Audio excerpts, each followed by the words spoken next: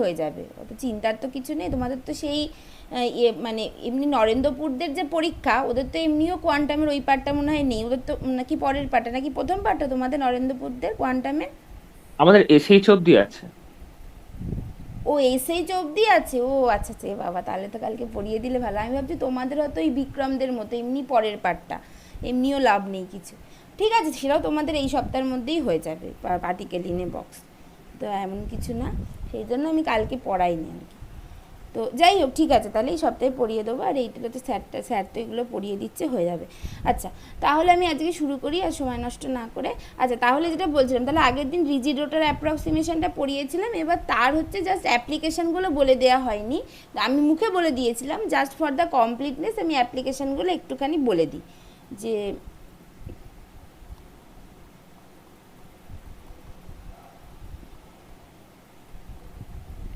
Application of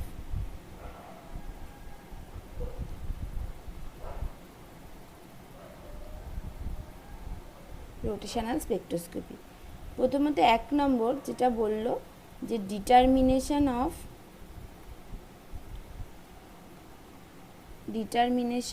bond length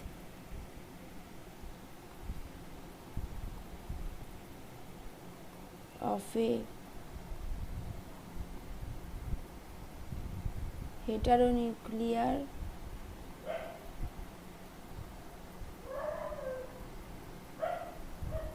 ডাইঅ্যাটমিক molecule, এইটা। আচ্ছা, তাহলে এইটা আমরা কি করে পাবো? ওই আমরা হচ্ছে মানে দেখো, ওই যে নিউ বার যেগুলো বার করছি, মানে যেগুলো বেসিক্যালি এক একটা স্পেক্ট্রাল লাইন দিচ্ছি, সেটা কিন্তু এক্সপেরিমেন্টালি পাওয়া যায়। মানে যদি আমরা এই রোটেশনাল স্পেক্ট্রা বা মাইক্রো স্পেক্ট্রা রিজিয়ানের কোনো লাইট পাঠাই এক্সপেরিমেন্টালি, তার ফলে মলিকুলটার যে অ্যাবজর্পশান হচ্ছে, সেই অ্যাবজর্পশানের ফলে ও যে পিকটা দেবে, মলিকুল যে পিকটা দেবে এক্সপেরিমেন্টালি, মলিকুলের যে রোটেশনাল স্পেকট্রোস্কোপি যে পিকটা দেখা যাবে, সেই পিক থেকে কিন্তু আমরা মানে নিউ বার যেটা বেসিক্যালি, মানে সেইটা বার করে নিতে পারি। এবার নিউ বারটা যদি পেয়ে যাই, তাহলে সেখান থেকে আমরা তো জানি যে ওই 2b, মানে এক একটা নিউ বার হচ্ছে বেসিক্যালি 2b করে, সেখান থেকে বি পেয়ে যাব। আর বি যদি পেয়ে যাই, বি মানে হচ্ছে আবার h/8 pi square mu r square into C, সেখান থেকে আর পেয়ে যাব।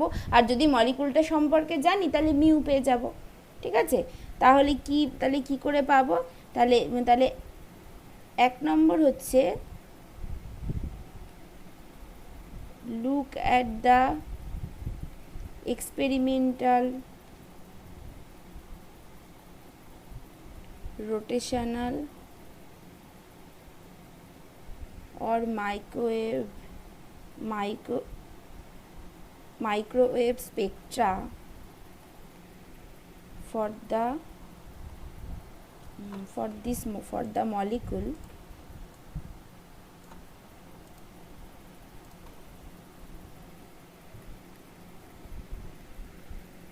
molecule where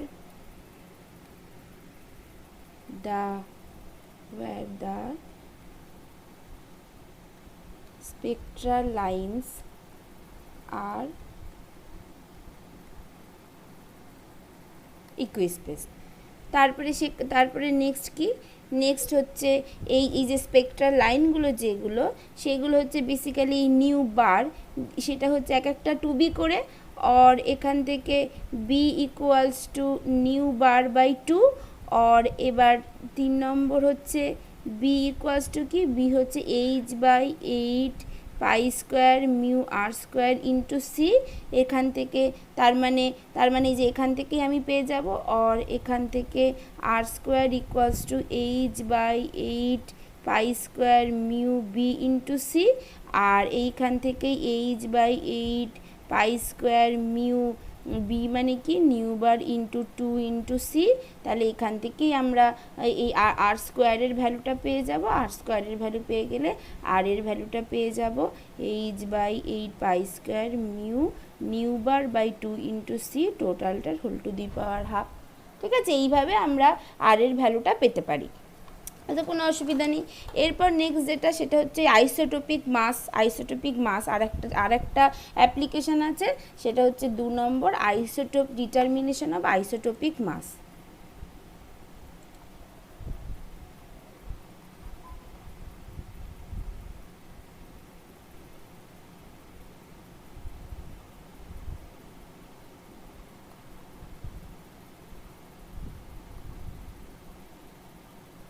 determination of isotopic mass. এইটা কি করে হবে? এইটা হচ্ছে জাস্ট মানে আমরা যদি নিউ বার পেয়ে যাই তাহলে সেখান থেকে ওই এক একটা নিউ বার মানে 2b, সেখান থেকে b এর ভ্যালু পেয়ে যাব। এবার once we get the value of b, তখন সেখান থেকে আমাদের ওই b এর সাথে মিউ এর রিলেশনটা বার করে ফেললেই হয়ে যাবে। তাহলে সেইখান থেকেই আইসোটোপিক মাসের ব্যাপারটা পেয়ে যাব। তার মানে কি হলো যে একই রিলেশনকে ফলো করে যে b equals to h/8 pi square mu r square into C, এইটা or mu equals to h/8 pi square 8/8 pi square B r square into C.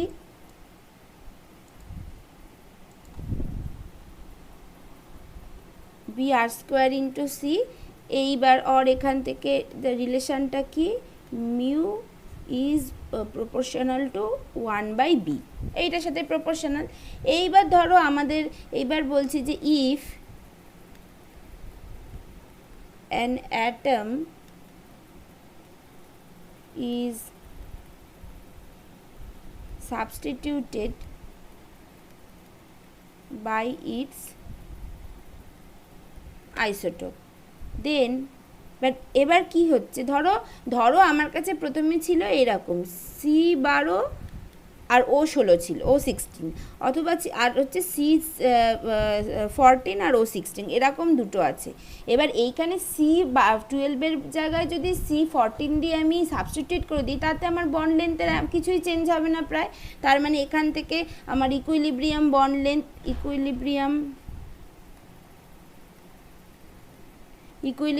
Bond length remains unchanged. এই মানে এই রিপ্লেসটা যদি করি আমরা একই থাকবে। ইকুইলিব্রিয়াম বন্ড লেন্থ রিমেন্স মোর আর less unchanged, এটা হবে। এইবার তারপরে সেখান থেকে যে এবার তারপরে আমরা এই রিলেশনটা লাগাবো, এই রিলেশনটা কাজে লাগাবো যে যদি এবার বলছি যে if b is the rotational constant with reduced mass mu and b prime is the rotational constant with reduced mass mu prime and it is clear that mu not equals to mu prime and b not equals to b prime, তাহলে then therefore আমরা কি রিলেশনটা কেমন পাবো? এই ওপরের রিলেশনটা থেকে যে আচ্ছা প্রথমে এইভাবে লিখছি যে মানে রিলেশনটা জাস্ট এরকম পাবো যে b/b prime equals two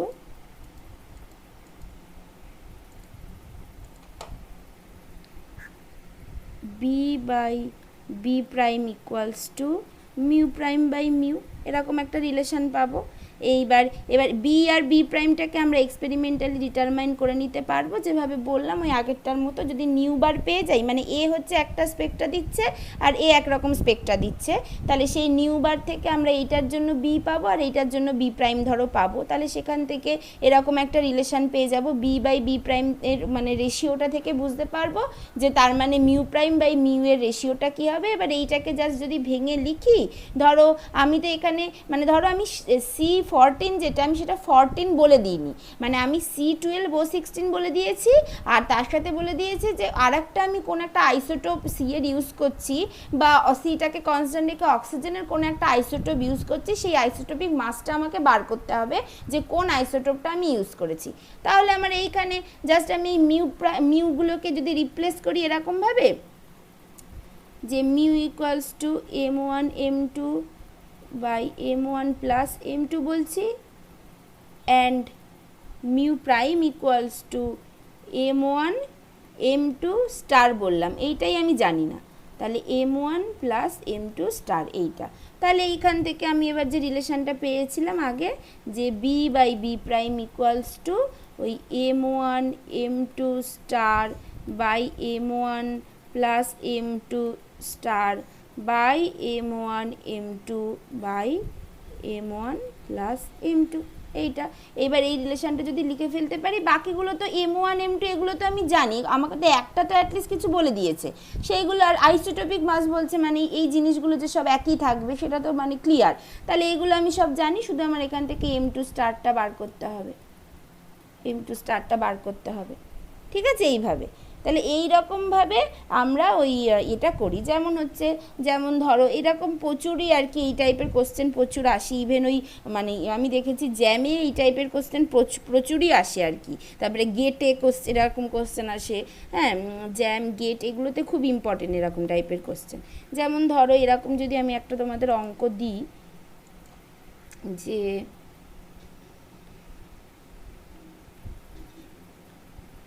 in the case of C14O16 molecule, the first line in the spectrum is found to be at 3.8424 centimeter inverse. Find the bond length of CO molecule. এইটা বার করতে, এই টাইপের question প্রচুর আসে। ঠিক আছে, এটা করবে বাড়িতে, এটা খুবই সোজা। তারপরে আরও একটা দিতে পারি, এইটা তো এই কোশ্চেনটা মনে হয় তো নেক্সট যেটা দেবো এটা মনে হয় অনেকবার আমি স্পেশালি গেটে আসতে দেখেছি। The rotational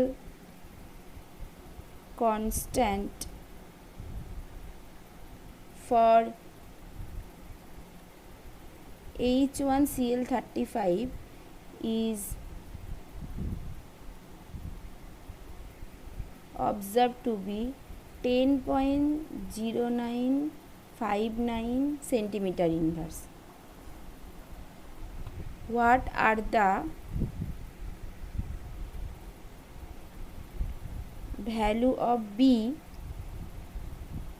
for H1Cl37 and D2Cl35? এইটা ঠিক আছে। তাহলে এইটা বার করবে। তাহলে প্রথমে আগে H1Cl35 এর সাথে H1Cl37 বার করে নেবে, তারপরে আবার এইটার সাথে এইটার বার করবে। মানে এই দুটোর ক্ষেত্রে, মানে এইটার ক্ষেত্রে এইচটা কমন আছে, ক্লোরিনটা ভ্যারি হয়েছে, যেটা ক্লোরিন কমন আছে এইচ আর ডয়টেরিয়ামটা ভ্যারি হয়েছে। তাহলে এইভাবে বের করবে। এই টাইপের কোশ্চেন প্রচুর আসে, মানে এই HCl বা কার্বন মনোঅক্সাইডের আইসোটোপিক আর কি ভ্যারিয়েশন দিয়ে অনেক কোশ্চেন আছে রোটেশনাল স্পেকট্রোস্কোপি। ঠিক আছে, এই টাইপের আর কি এইরকম কিছু আছে।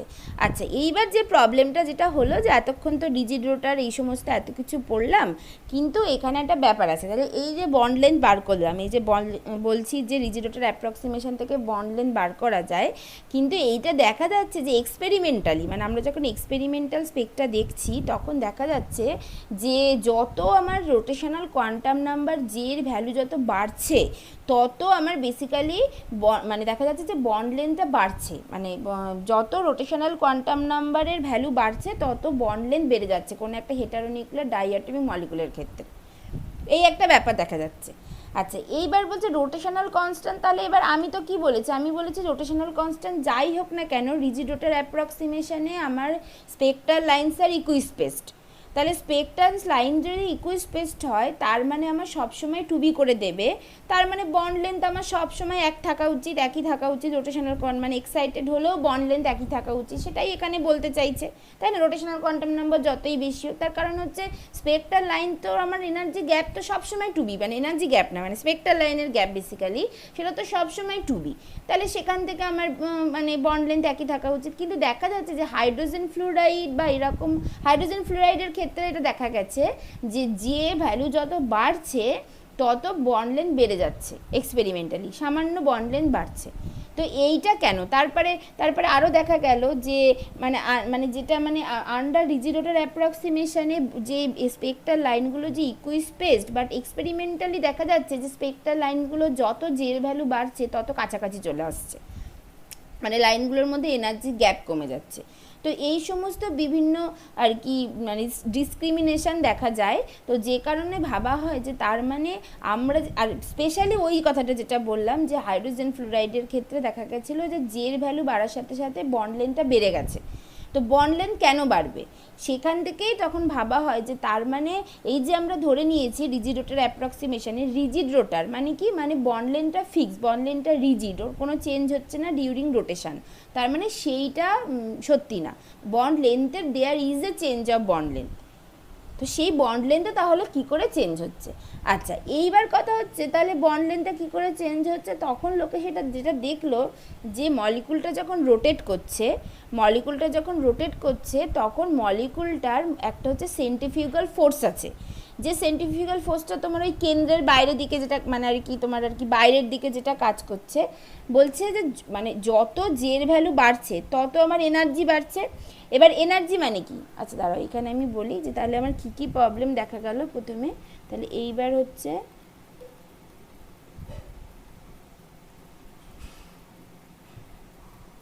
নন রিজিড রোটার অ্যাপ্রক্সিমেশন।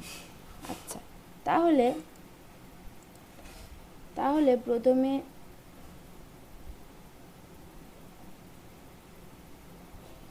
আমরা দেখলাম আন্ডার রিজিড রোটার অ্যাপ্রক্সিমেশনে স্পেকট্রাল লাইনগুলো এরকমভাবে একদম ইকুইস্পেসড, এইভাবে যাচ্ছে। এইটা হচ্ছে আন্ডার রিজিড রোটার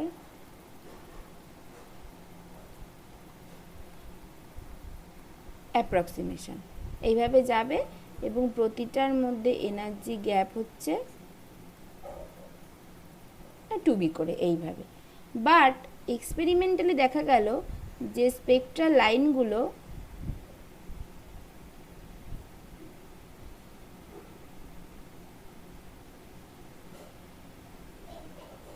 এরকমভাবে কমছে আস্তে আস্তে, এইভাবে। তার মানে এটা হচ্ছে বেসিক্যালি এক্সপেরিমেন্টাল স্পেকট্রা। তার মানে কি? তার মানে এই যে 2bর ভ্যালুটা, বি এর ভ্যালুটা কমে যাচ্ছে বেসিক্যালি, এইটা কমছে মানে এবার বি এর ভ্যালুটা কমে যাচ্ছে মানে বি এর সাথে আর এর হচ্ছে ইনভার্স রিলেশন, তার মানে আর বেড়ে যাচ্ছে। এছাড়াও moreover for HF molecule it has been observed that with increase in rotational quantum number J, bond length increases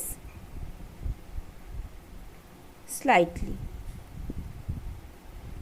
মানে কি হচ্ছে, মানে ধরো ফর জে ইকুয়ালস টু 1 এর জন্য যদি তোমার হচ্ছে বেসিক্যালি আর এইচ এফ, আর এটা আর, হ্যাঁ আর এইচ এফ, সেটা ছিল ওই তোমার 0.0929 ন্যানোমিটার, আর সেটাই হলো তোমার জে ইকুয়ালস টু 10 এর জন্য, ফর জে ইকুয়ালস টু 10 আর এইচ এফটা যেটা, সেটা হলো তোমার 0.0963 ন্যানোমিটার।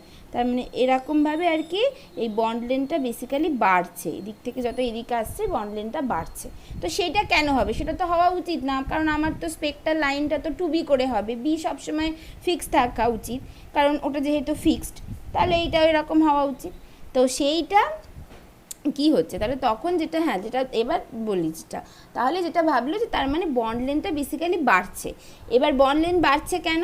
মানে বলছে যে ডিউরিং রোটেশনের সময় স্পেশালি যখন জের ভ্যালুটা খুব বেশি, তখন কি হচ্ছে, তখন আমরা এনার্জি কি J into J plus one into তোমার h square by 8 pi square mu r square, এইটা ছিল জে। এবার যখন জে এর ভ্যালু খুব বেশি তখন আমার এপসাইলন জেটা সেটাও খুব বেশি। এবার এইটা মানে কি, রোটেশন মানে পুরোটাই হচ্ছে কাইনেটিক এনার্জি। তাহলে এবার জে মানে কি, জে মানে হচ্ছে মানে পুরোটাই কাইনেটিক এনার্জি, প্রথমত সেটাই ধরা হয়েছিল রিজিরেটরের ক্ষেত্রে, পুরোটাই কাইনেটিক এনার্জি। তাহলে সেইটা মানে কি, সেইটা মানে হচ্ছে basically L square by twice I, L মানে হচ্ছে কি আবার কি আই ওমেগা, তাহলে I square omegas by twice I মানে হচ্ছে হাফ আই ওমেগা স্কোয়ার এইটা। তাহলে এবার যত আমার জের মানে জের ভ্যালু বাড়ছে তত এনার্জি বাড়ছে, এনার্জি যত বাড়ছে তত ওমেগা বাড়ছে, ওমেগা যত বাড়ছে তত দ্য সেন্ট্রিফিউগাল ফোর্স, আমি সব মানে ভালো করেই আমি লিখে দেবো, কিন্তু আমি এখন আপাতত বোঝাচ্ছি আর কি। হ্যাঁ, তাহলে যত ওমেগা বাড়ছে তত কি হচ্ছে, সেন্ট্রিফিউগাল ফোর্সটা কি, সেন্ট্রিফিউগাল ফোর্স হচ্ছে M R omega square increases, এইটা ওমেগা বাড়ার সাথে সাথে। এবার যত সেন্ট্রিফিউগাল ফোর্স বাড়ছে তার মানে ওই ফোর্সটা কি করতে চাইছে, ওই অ্যাটমটাকে অ্যাজ ই বাইরের দিকে নিয়ে যেতে চাইছে। তা অ্যাটমটাকে যদি বাইরের দিকে নিয়ে যেতে চায় তার মানে তখন বলা হলো যে এই যে দুটো অ্যাটমের যে বন্ড, বেসিক্যালি সেই বন্ডটা হচ্ছে ইলাস্টিক, এই বন্ডটা ইলাস্টিক, মানে যেটাকে ধরে নেওয়া হয়েছিল বন্ডটা রিজিড, সেই বন্ডটা is not rigid, it is an elastic bond. তাহলে ইলাস্টিক বন্ড হওয়ার জন্য এই সেন্ট্রিফিউগাল ফোর্সটা যখন খুব বেশি তখন বন্ডটাকে অ্যাজ ইভ মানে অ্যাটমটাকে অ্যাজ ইভ বাইরের দিকে নিয়ে যেতে চাইছে। তাহলে যদি বাইরের দিকে নিয়ে যেতে চায় তার মানে আগে ইকুইলিব্রিয়াম পজিশনে যে বন্ড লেন্থ যদি R0 ছিল, এখন সামান্য বন্ড লেন্থের বাড়ছে যেটা হচ্ছে আর। তাহলে এই যে R মাইনাস R0 এইরকম একটা ডিসপ্লেসমেন্ট ঘটছে ফ্রম দ্য ইকুইলিব্রিয়াম পজিশন। আবার এই যে ইকুইলিব্রিয়াম পজিশন থেকে যে বন্ডের সামান্য ডিসপ্লেসমেন্ট ঘটছে এবং বন্ডটা যে ইলাস্টিক মানে বাড়ছে কমছে এরকম একটা ব্যাপার যে হচ্ছে, তার মানে কি হচ্ছে, তার মানে এই যে ইনক্রিজিং সেন্ট্রিফিউগাল ফোর্স যেটা, সেটাকে ব্যালেন্স করতে হবে তো কোনো একটা ফোর্স দিয়ে। সেই ফোর্সটা হচ্ছে ওই ভাইব্রেশনাল মানে ফোর্স বলতে পারো, মানে বেসিক্যালি যেহেতু বন্ডটা হচ্ছে ইলাস্টিক তার একটা ভাইব্রেশনাল এনার্জি আছে। তাহলে সেই ভাইব্রেশনাল এনার্জির জন্য মানে যে আর কি ফোর্সটা ওর মধ্যে রেস্টোরিং হিসাবে থাকছে, মানে যেটাকে রেস্টোরিং ফোর্স বলি, সেই রেস্টোরিং ফোর্সটা এই সেন্ট্রিফিউগাল ফোর্সকে ব্যালেন্স করছে so that the system get stabilized. তাহলে এই ব্যাপারটা পুরোটা হচ্ছে, যেটা আমরা আগে ধরে নিয়েছিলাম যে বন্ডটা রিজিড, বন্ডটা নন ইলাস্টিক, অ্যাকচুয়ালি না, বন্ডটা ইলাস্টিক, বন্ডটা রিজিড না। মানে স্পেশালি যখন জি এর ভ্যালু খুব বেশি, যখন খুব স্পিডে মুভ করছে, মানে ওমেগা যখন খুব বেশি, তখন এই এফেক্টটা বেশি বোঝা যাচ্ছে। যখন জি এর ভ্যালু কম তখন এই এফেক্টটা অতটা বোঝা যাচ্ছে না, দ্যাট ইজ ওকে, তখন দেখা যাচ্ছে মোটামুটি এক্সপেরিমেন্টাল স্পেক্ট্রার সাথে মোটামুটি ঠিক ভ্যালু দিয়ে দিচ্ছে। কিন্তু যখন জের ভ্যালু খুব বেশি তখন এই এফেক্টটা ভীষণভাবে বোঝা যাচ্ছে, এই নন রিজিডিটি এফেক্টটা। তাহলে কি বললাম, কি হলো, যে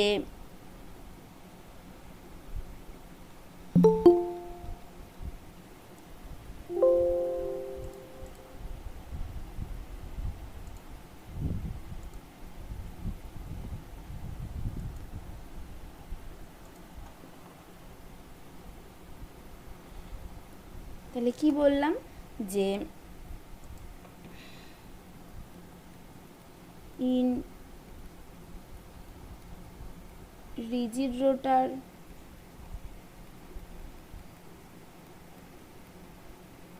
approximation, spectral lines should be equispaced, but experimentally it has been observed that spacing between two successive spectral lines gradually decreases with increase in J. This is due to the fact that actually the bond between two molecules is not rigid, but the system is non-rigid one, or the bond is elastic in nature. Elastic in nature. When the molecule rotates, there is a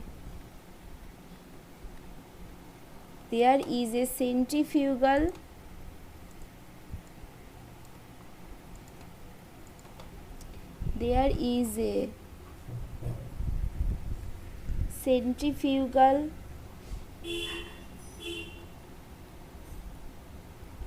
distortion, and the bond gets elongated as the bond is not too rigid, but there is an elasticity. This effect will be more important when J is high. As J increases, epsilon J increases, and angular velocity omega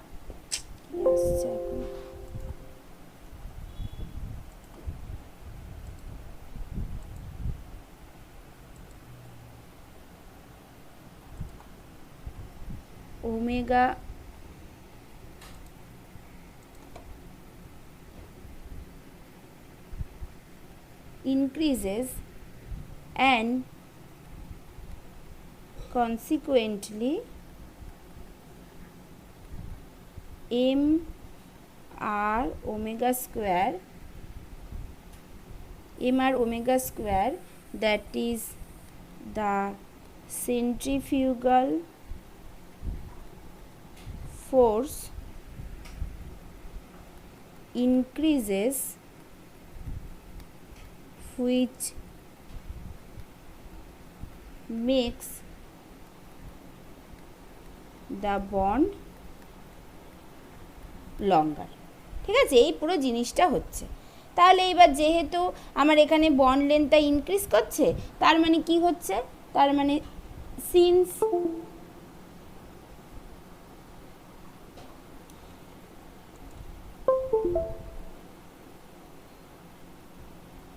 since bond length are increases, যেটা মানে হচ্ছে rotational constant B decrease করছে, decreases, and hence spacing between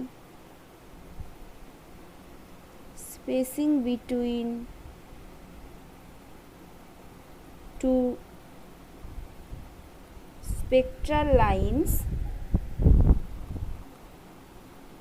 which is equal to 2b mass decrease, এটা হচ্ছে সেই জন্য স্পেসিংগুলো কমে যাচ্ছে। ঠিক আছে, আচ্ছা তাহলে এই ব্যাপারটা হলো। তাহলে এবার সিস্টেমটা কি করে স্টেবিলাইজ পাবে, এইগুলো তো হচ্ছে। তাহলে এবার নেক্সট কোশ্চেন হচ্ছে সিস্টেম কি করে স্টেবিলাইজ হবে। তাহলে সেইটা হচ্ছে ওয়েন, মানে যেটা বললাম একটু আগে, যে when the molecule rotates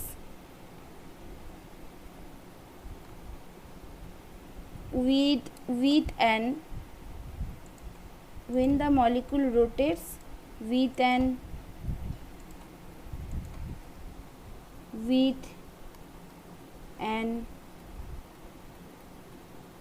angular velocity omega, the centrifugal force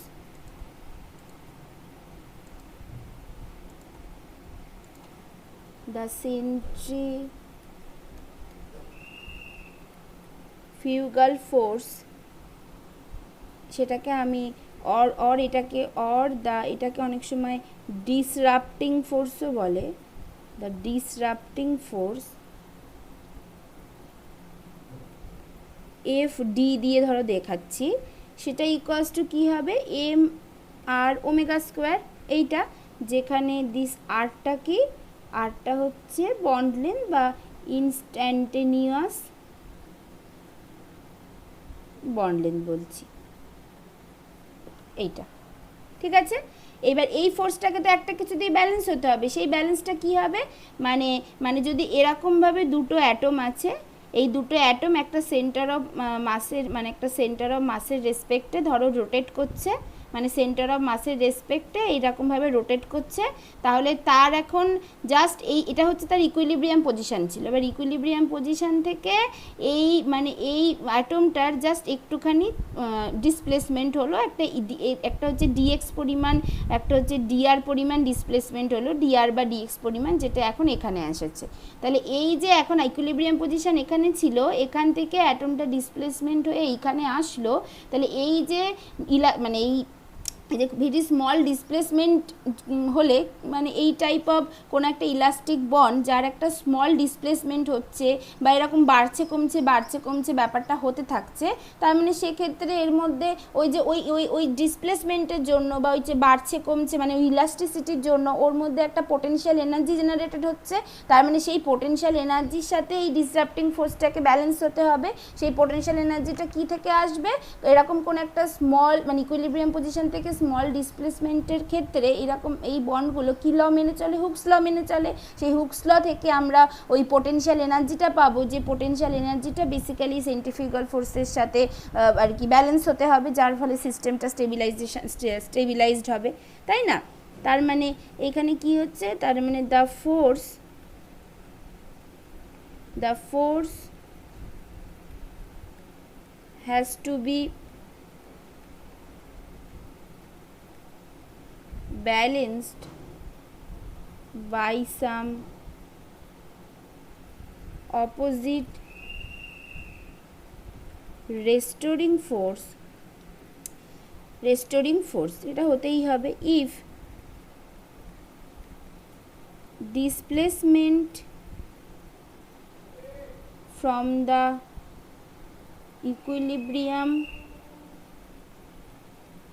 position is not too large,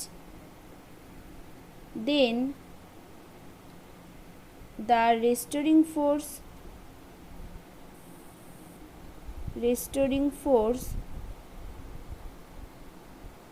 arises from the Hooke's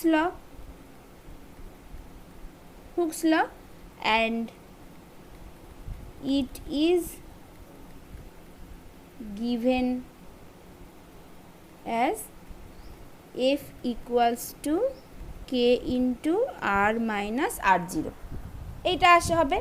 তাহলে এবার এখান থেকে তাহলে এইটা যদি ফোর্সটা হয় তাহলে এইটার সাথে আমার ওই এইটা এই ফোর্সটাকে যদি সমান হবে যখন, তখন তার মানে সেটা একটা ইকুইলিব্রিয়াম পজিশন হবে বা সিস্টেমটা স্টেবিলাইজড হবে এইটার জন্য। তাহলে অ্যাট তার মানে এবার নেক্সট অ্যাট মেকানিক্যাল ইকুইলিব্রিয়াম, মানে at mechanical equilibrium to get stabilized k into r minus r0 k equal হতে হবে m আর ওমেগা স্কোয়ারের সাথে, এটার সাথে ইকুয়াল হতে হবে।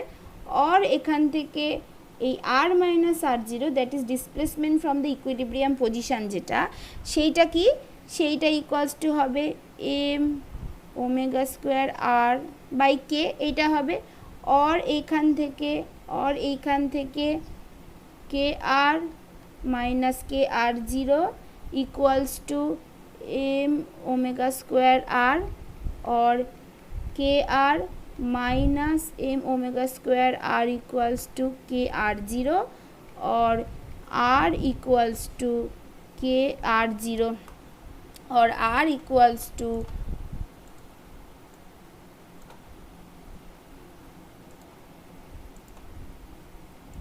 और आर इक्वल्स टू এটা হচ্ছে আর জিরো, এইটা হচ্ছে r zero, k r zero by K minus m omega square. এখান থেকে আমি আরটার একটা এস্টিমেট বার করে আনলাম, ঠিক আছে। এবার এইখানে আমাদেরকে মানে নন রিজিড রোটেটের এনার্জির দিকে যেতে হবে, ঠিক আছে, তার জন্য আমরা এইগুলো করছি। এই আরটা বার করে আনলাম। এইবার আমাদের এখন total energy of the system কি, now total energy of the system সেটা কি, সেটা হচ্ছে E equals to T plus V. আর এইটা আচ্ছা, এবার দেখো এবার কতগুলো কথা বলার আছে। এই যে পোটেনশিয়াল এনার্জি যেটা পাচ্ছি সেই এনার্জিটাও মানে তোমার ওই ইয়েতে বসিয়ে ওই তোমার শরিঞ্জার টাইম ইন্ডিপেন্ডেন্ট শরিঞ্জার ইকুয়েশনে বসিয়েও এনার্জিটা পেতে পারি, সেইভাবেও সলভ করতে পারি।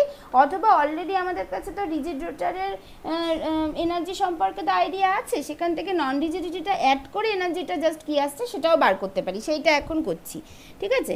তাহলে energy of the system kinetic energy plus potential energy. এবার কাইনেটিক এনার্জি কী ছিল, কাইনেটিক এনার্জি হচ্ছে হাফ, কী ছিল মানে এখনও আছে, কাইনেটিক এনার্জি হচ্ছে just half I omega square এইটা, প্লাস পোটেনশিয়াল এনার্জি কী হবে যদি হুকস ল মেনে চলে, যেসব আর কি তোমার ফোর্সগুলো বা যেসব মানে বন্ড ইলাস্টিসিটিগুলো হুকস ল মেনে চলে, তার ফোর্স যদি মানে তোমার ওই কে ইন্টু এক্স হয়, তাহলে সেখান থেকে পোটেনশিয়াল এনার্জি কী হবে, হাফ কে এক্স স্কোয়ার। তাহলে এইখানে হবে হচ্ছে half k r minus r zero তার স্কোয়ার, এটা হবে। তার মানে এইটা ইকুয়ালস টু এবার হবে half I omega square plus half k into r minus r জিরোকে এখানে বার করে রেখেছি সেইটা স্কোয়ার, তার মানে m square omega square r to the power 4 by m square omega square r square, M square মানে কি বললাম, m square omega to the power 4 r square, M square omega to the power 4 r square by K square, এইটা হবে। আচ্ছা, এবার এইটা মানে আবার কি, এইটা মানে হচ্ছে এইটা মানে কি, এই যে এইখান থেকে একটা কে কেটে গেল, মানে এখানে একটা কে থাকবে, এইটা মানে হচ্ছে half I omega square plus half I omega square plus half m square r square omega to the power 4 by k, এইটা থাকলো। আচ্ছা, এবার এইটা মানে আবার কি, তাহলে কি আসলো, লাস্ট এক্সপ্রেশনটা কি এসেছিলো আর একবার এখানে লিখি, half I omega square plus half m square omega square M square r square omega to the power 4, m square r square M square r square omega to the power 4 by k. এইটা equals to কি, half I omega square plus plus এটা কি করছি, half m square r to the power 4 omega to the power 4 by K r square. এটা করে দিলাম, তাহলে আমার ঠিক আছে। এইটা মানে কি, এইটা মানে হচ্ছে half I omega square plus half m square r to the power 4 মানে কি, আই স্কোয়ার। আই মানে কি, আই মানে হচ্ছে আমার এম আর স্কোয়ার, তাহলে m square r to the power 4 মানে I square omega to the power 4 by K r square, এইটা হবে। আচ্ছা এইটা মানে আবার কি, এইটা মানে হচ্ছে half I omega square plus 2 into এই যে এই জায়গাটায় আমি এরকমভাবে করছি, এইটা মানে হাফ আই ওমেগা স্কোয়ার সেইটার whole square by K r square, এইটা, তাই তো। মানে আমি কি করলাম, এই বাইরে একটা জাস্ট 2 গুণ করে দিলাম আর নিচে আর ভেতরে একটা হাফে স্কোয়ার করে দিলাম, তার মানে এটা 1/2 হয়ে গেল। আর এইটা মানে কি, এটা মানে আই ওমেগা স্কোয়ারের হোল স্কোয়ার, এইভাবে লিখলাম। ঠিক আছে, এইভাবে লিখলাম, কেন এইভাবে লিখলাম সেটা বলছি। তাহলে আপাতত আমি এনার্জিটাকে, হ্যাঁ মানে মিউ মিউ আর স্কোয়ারটাকে আই বলা হচ্ছে না কেন, মানে ও মিউ আর স্কোয়ারটাকে আমি মিউ আর স্কোয়ার দিয়েও বলতে পারো, মানে অসুবিধা নেই, তুমি কোনো মিউ দিয়েও করতে পারতে, মানে মিউ দিয়েও করতে পারো। এই প্রথম থেকে এই মানে আমি আই দিয়ে বলেছি, তুমি এইখানে জাস্ট এখানে মিউ দিয়েও লিখতে পারতে, তার কোনো অসুবিধা নেই। মানে এইখান থেকে আর কি বেসিক্যালি মিউ আর ওমেগা স্কোয়ার দিয়ে লিখলে তাতেও অসুবিধা নেই, মানে ওটা মানে করছে না।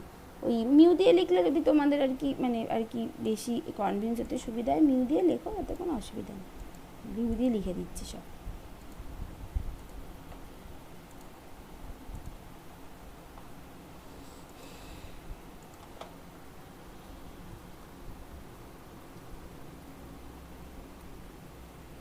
আর কোথায় যেন ছিল, এখানে মিউ, এখানে মিউ স্কোয়ার, মিউ স্কোয়ার, এগুলো মিউ দিয়ে লিখলেও মিউ দিয়েই মানে এ আর হওয়া উচিত লজিক্যালি, বাট ওই বিয়ে দিয়ে লিখলেও কোনো অসুবিধা নেই। তো যাই হোক, তাহলে এখানে কি হবে, একটা হচ্ছে মিউ মিউ, হ্যাঁ আচ্ছা, তাহলে এইটা হলো, তাহলে ঠিক আছে। তাহলে এই ইকুয়ালসটা এরকমভাবে বার করে রাখলাম, এটা হলো। আচ্ছা এইবার কি, এইবার আচ্ছা এবার আরও কতগুলো সিম্পলিফিকেশান আমাদের করে নিতে হবে, কারণ কতগুলো জিনিস, সেটা হচ্ছে আমরা অলরেডি কি পেয়েছি, we get r equals to K into r zero by K minus mu omega square, এটা আমরা অলরেডি পেয়েছি আগে। এখান থেকে এটাকে একটু সিম্পলিফাই করে নিচ্ছি, 1/r equals to K minus mu omega square by K into r zero, और এইটা equals to 1/r0 minus mu omega square by mu omega square by K into r zero, और এখান থেকে 1/r square this is equals to 1/r0 তা square minus 2 into mu omega square 2 into mu omega square by K r zero square plus mu square omega to the power 4 by K square r zero square, এটা হবে। আচ্ছা এইটা মানে কি, এইটা মানে হচ্ছে আবার এইখানে দেখো কিভাবে করছি, 1/r0 square minus 2 into r mu r square omega square by k এই r0 square omega square by k r0 to the power 4, এটা করলাম। আর প্লাস একই রকমভাবে এইখানেও mu square omega to the power 4 r0 square এই r0 square by কে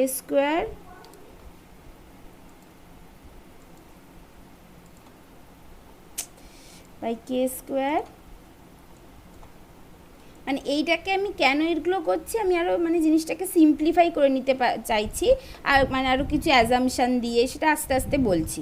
তাহলে সেটা এখন কি হয়ে যাবে, এইটা ওপরে আমার গুণ হয়ে গেল, ওপরে আমার কি কি ছিল যেন, মিউ স্কোয়ার, আচ্ছা এখানে r⁴ দিয়ে গুণ করতে হবে, স্কোয়ার শুধু এ দিয়ে গুণ করলে তো হবে না, আমাকে আই এর টার্মসে নিয়ে চলে আসতে হবে। তাহলে r⁴ দিয়ে এখানে গুণ করতে হবে, r⁴ এখানে r⁴ বাই r⁴ এটা হলো, ঠিক আছে। আচ্ছা এবার এইটা মানে কি, আর এখান থেকে তাহলে লাস্ট ইকুয়েশানটা কি পেয়েছিলাম, লাস্ট ইকুয়েশানটা পেলাম 1/r⁴ minus 2m r⁴ omega square by K r⁴ plus m square omega r⁴ by K square r⁴ এইটা। আচ্ছা এইটা মানে আবার কি 1/r⁴ মাইনাস 2 ইন্টু এইটা মানে কি ওই এম না, সরি মানে মিউ দিয়ে হবে, হ্যাঁ ঠিক আছে, তোমরা ওই আমি ওই এমটাকে আর কি মিউ লিখে নিই, ওটা মিউ দিয়ে হবে, ওটা আমি পরে ঠিক করে দিচ্ছি।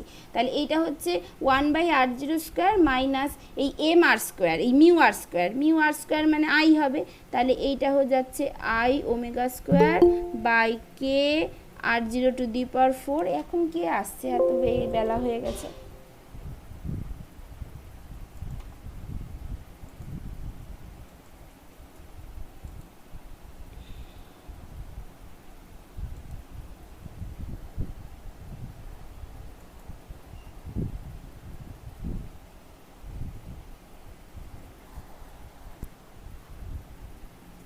আচ্ছা এইটা কে r⁴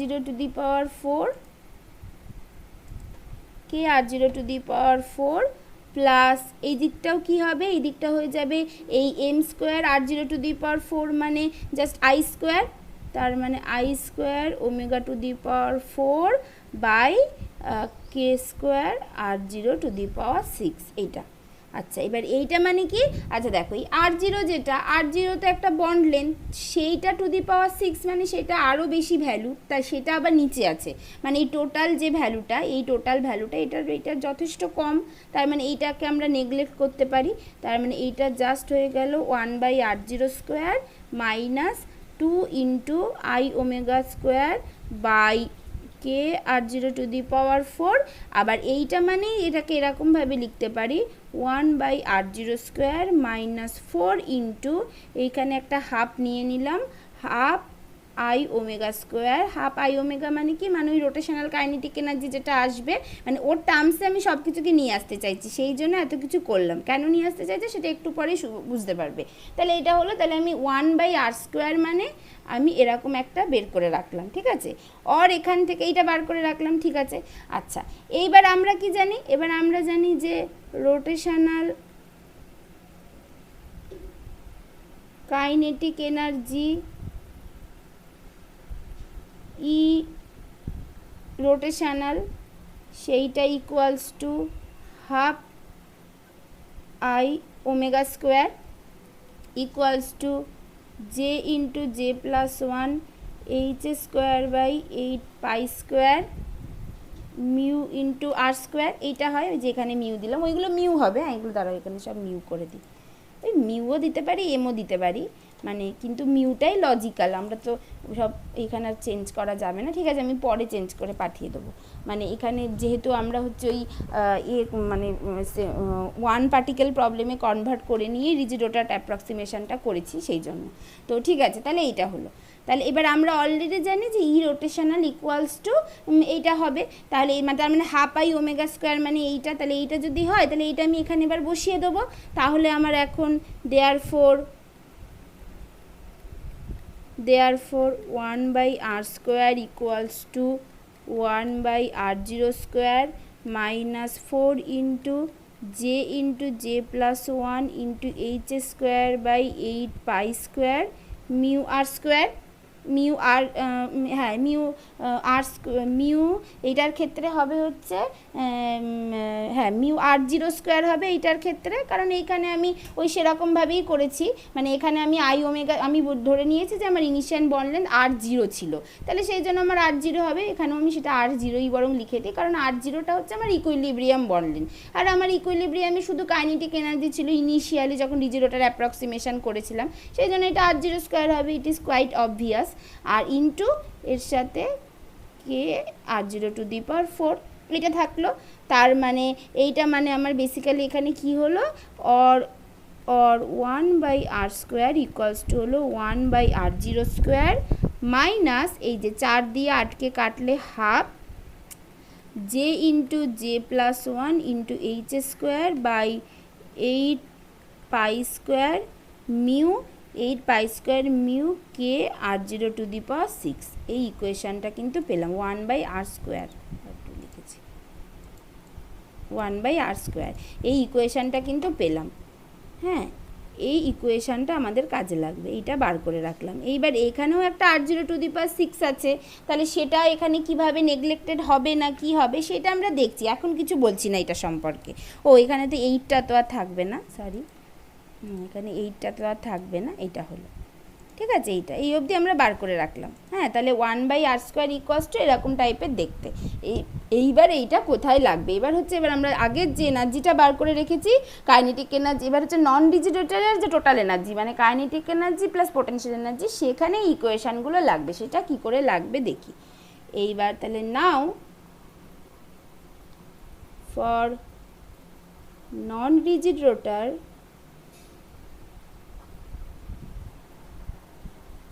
total energy E equals to T plus V যেটা ছিল সেটা ইকুয়ালস টু কী হবে, ওই জে ইন্টু জে প্লাস 1, মানে সেটা কি ছিল আগে ওই লাইনটা আগে লিখি, তাহলে এইটা আবার মানে কানেক্ট করতে সুবিধা হবে। ওই লাইনটা কি ছিল, ওই এসেছিলো না half I omega square plus 2 into half I মানে ওপরে half I omega square by K r zero square এরকম দেখতে এসেছিলো না, ওই কে আর স্কোয়ার এরকম দেখতে এসেছিলো না, যে কি এসেছিলো half I omega square plus 2 into half I omega square, সেইটার আবার স্কোয়ার এসেছিল বাই কে আর স্কোয়ার, এরকম দেখতে এসেছিলো, অলরেডি আমরা বার করে রেখেছি।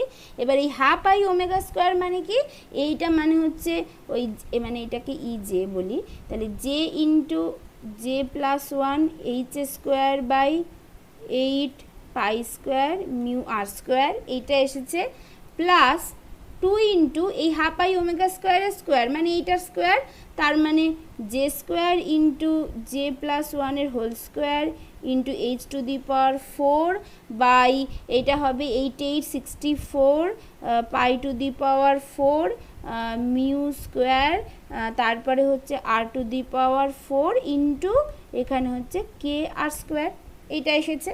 আচ্ছা, এইটা মানে আবার কি, এইটা মানে হচ্ছে ওই j into J plus 1 into H square by 8 pi square mu r square plus এইখানে কি আসবে, এখানে আসবে হচ্ছে j square into J plus 1-এর whole square into h to the power 4 by 32 pi to the power 4 mu square k r to the power 6, এইটা এসেছে।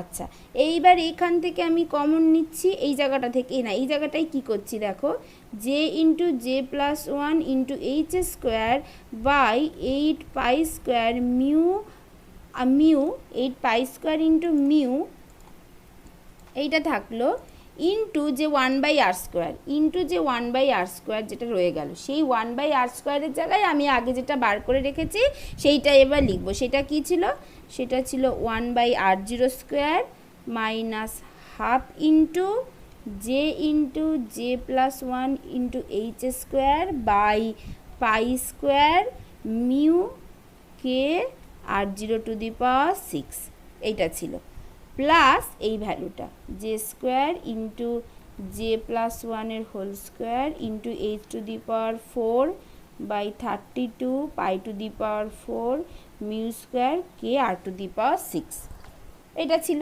এটা। আচ্ছা এইবার এই যে আর টু দি পাওয়ার 6 1/r⁴ এই জিনিসটা অ্যাকচুয়ালি কত সেইটা দেখা যাক।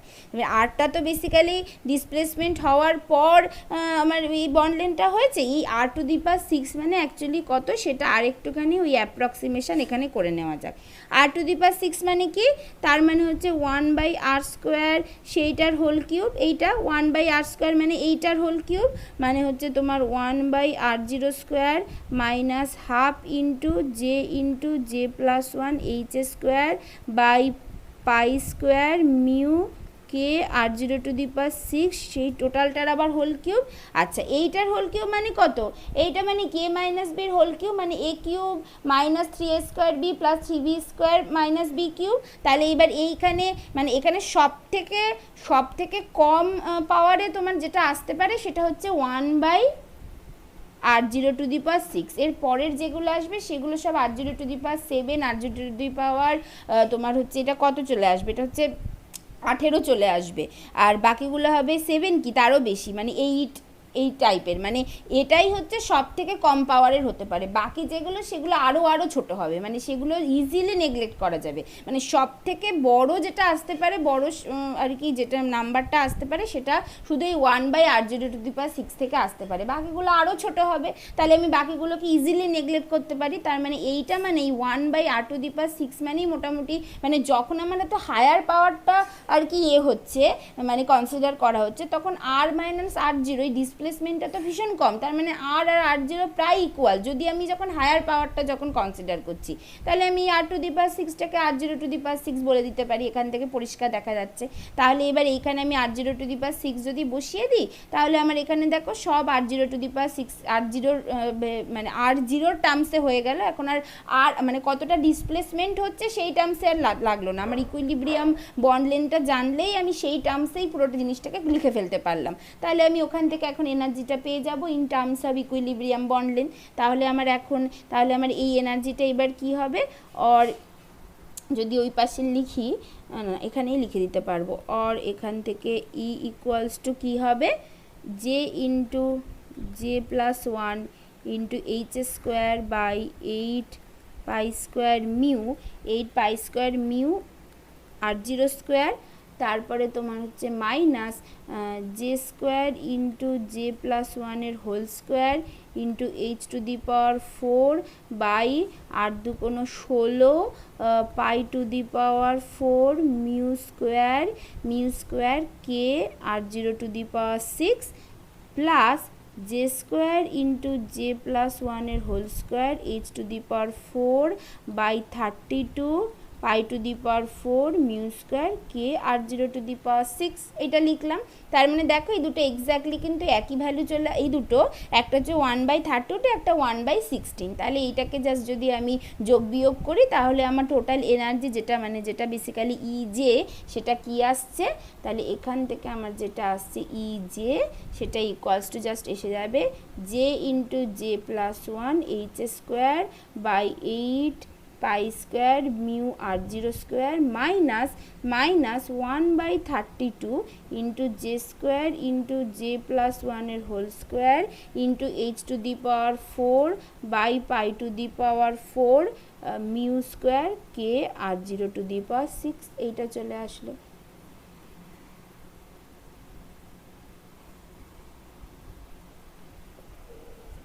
ঠিক আছে, এইটা চলে আসলো।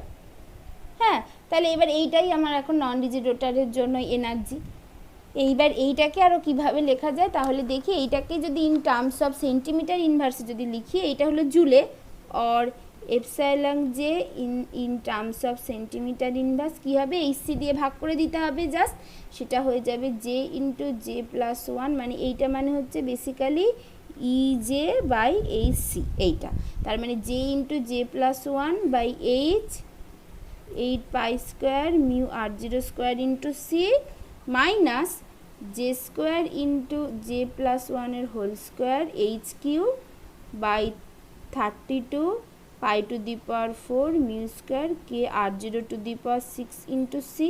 এইটা হবে, এইটা মানেই হচ্ছে কি বি ইন্টু মানে এইটা মানেই হচ্ছে মানে বি ইন্টু জে প্লাস 1 এইটা মাইনাস এইটা হচ্ছে জাস্ট এইভাবে লিখছি d into j square into J plus ওয়ানের whole square epsilon j in the unit of centimetre inverse.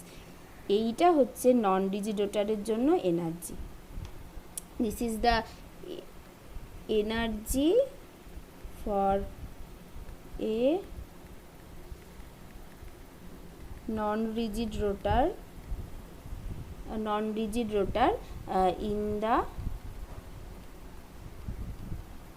unit of centimeter inverse, where b equals to তো আমরা জানি h by 8 pi square mu r square into c is the rotational constant,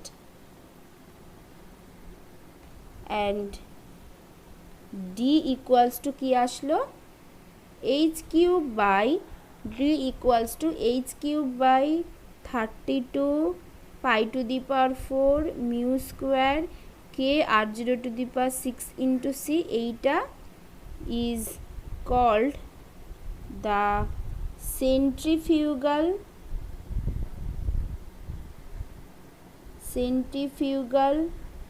distortion constant। এইটা ঠিক আছে। এইটা এই D এর ভ্যালুটা বেসিক্যালি দেখা যায় যে অনেকই কম হয়, যেখানে দেখতেই পাচ্ছ r0 টু দি পাওয়ার 6 আছে, তার মানে এইটা বি এর থেকে ভীষণই কম হয় এই ডি এর ভ্যালুটা। কিন্তু যখন জে এর ভ্যালু আমার খুব এবং হ্যাঁ ডি এর ভ্যালুটা খুবই কম হয়, এবং ডি এর ভ্যালুটা যেহেতু ভীষণ ছোট হয় সেই জন্য জি এর ভ্যালু যখন আমার খুব কম তখন এই এফেক্ট অতটা বেশি পড়ে না, কারণ ডি এর ভ্যালুটাও খুব ছোট, জে এর ভ্যালুটাও কম, তার ওখানে মাইনাস অফ সামথিং যেটা বাদ যাচ্ছে সেটা ভীষণই নেগলিজেবল আর কি।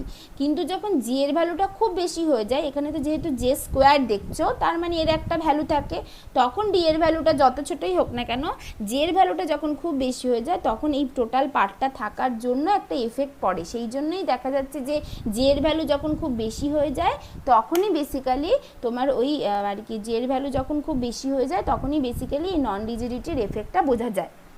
ঠিক আছে, তাহলে এখান থেকে কি দেখলাম, or p cube equals to h cube by 64 into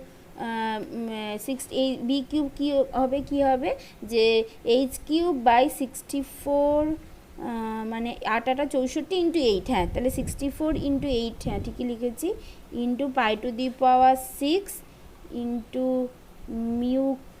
mu cube হবে into r0 to the power 6 into c cube. এইটা আচ্ছা, এইটা মানে এটাকে জাস্ট আলাদা করে লিখছি আমি এইভাবে যে H cube by 32 pi to the power 4 mu square K r0 to the power 6 into C, এইভাবে লিখলাম। করে বাকি কী থাকছে, বাকি থাকছে হচ্ছে একটা কে নিচে গুণ করে দিয়েছি, তাহলে উপরে একটা কে থাকবে into 16 pi square into mu C square, এই টার্মটা পড়ে থাকলো এই বি কিউবের থেকে।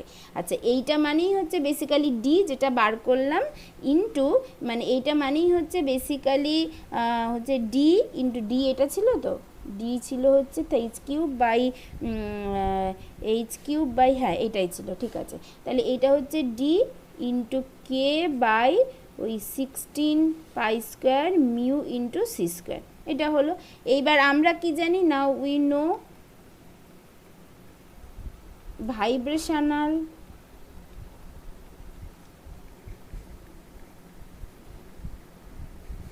ভাইব্রেশনাল ফ্রিকোয়েন্সি যেটা নিউ জিরো বার, সেটা ইকুয়ালসে হয় 1/2 pi c into root over k by mu, এইটা হয়। আর এখান থেকে এই নিউ জিরো বার তার স্কোয়ার, নিউ জিরো বারের স্কোয়ারটা কী হবে, আর এখান থেকে নিউ জিরো বার তার স্কোয়ার হচ্ছে k by 4 pi square c square into mu. তাহলে এবার এইখানে আর এখান থেকে আমরা লিখতে পারি b cube equals to d by 4 into k by 4 pi square mu into c square. এইটা মানে কি k/4 pi square mu into c square মানেই হচ্ছে নিউ জিরো বার তার স্কোয়ার, তার মানে d/4 into new zero bar তার square, আর এখান থেকে d equals to 4b³ by nu zero bar তার স্কোয়ার। তাহলে এইভাবে কিন্তু বিভিন্ন রিলেশানগুলো পাওয়া যায়, এইভাবে কিন্তু ডি বার করা যায়, বা কারণ নিউ জিরো বারটা হচ্ছে একটা এক্সপেরিমেন্টাল কোয়ান্টিটি, তাহলে নিউ জিরো বার যদি আমি পেয়ে যাই তাহলে আমি এখান থেকে কিন্তু ডি এর ভ্যালু বা বি এর ভ্যালু মানে যে কোনো একটা জানা থাকলে অন্যটার ভ্যালু ইজিলি বার করে ফেলতে পারবো। ঠিক আছে, তাহলে এই ইকুয়েশানগুলো খুব ইম্পর্টেন্ট। হ্যাঁ, এইগুলো তাহলে এইগুলো পাওয়া গেল। তাহলে ফাইনালি তাহলে আমার এখান থেকে নিউ জিরো বারের তাহলে আমার এখান থেকে কি পাওয়া গেল এনার্জির এক্সপ্রেশনটা, তাহলে আর একবার লিখি। তাহলে therefore what we get that epsilon j in the unit of centimeter inverse equals to j into j plus 1 into b minus j square into j plus 1 এর হোল স্কোয়ার into d। এইটা পাওয়া গেল। তাহলে এইবার এখানে দেখি যে আমার এনার্জিগুলো কেমনভাবে কি করে চেঞ্জ হচ্ছে, সেই জিনিসটা একটু বোঝার চেষ্টা করি তাহলে। আচ্ছা এবার এইখানে আরও একটা জিনিস বলতে হবে, এইটা হলো আমার এনার্জি ভ্যালু। এরপর হচ্ছে সিলেকশন রুল। কি সিলেকশন রুল যেটা বলেছিলাম যে এখন সিলেকশন রুলটা আমরা মানে ডিরাইভ করব না, এখন শুধু বলে দেবো। সিলেকশন রুল হচ্ছে আন্ডার নন ডিজিটের অ্যাপ্রক্সিমেশন অলসো সিলেকশন রুল হচ্ছে delta J equals to +-1।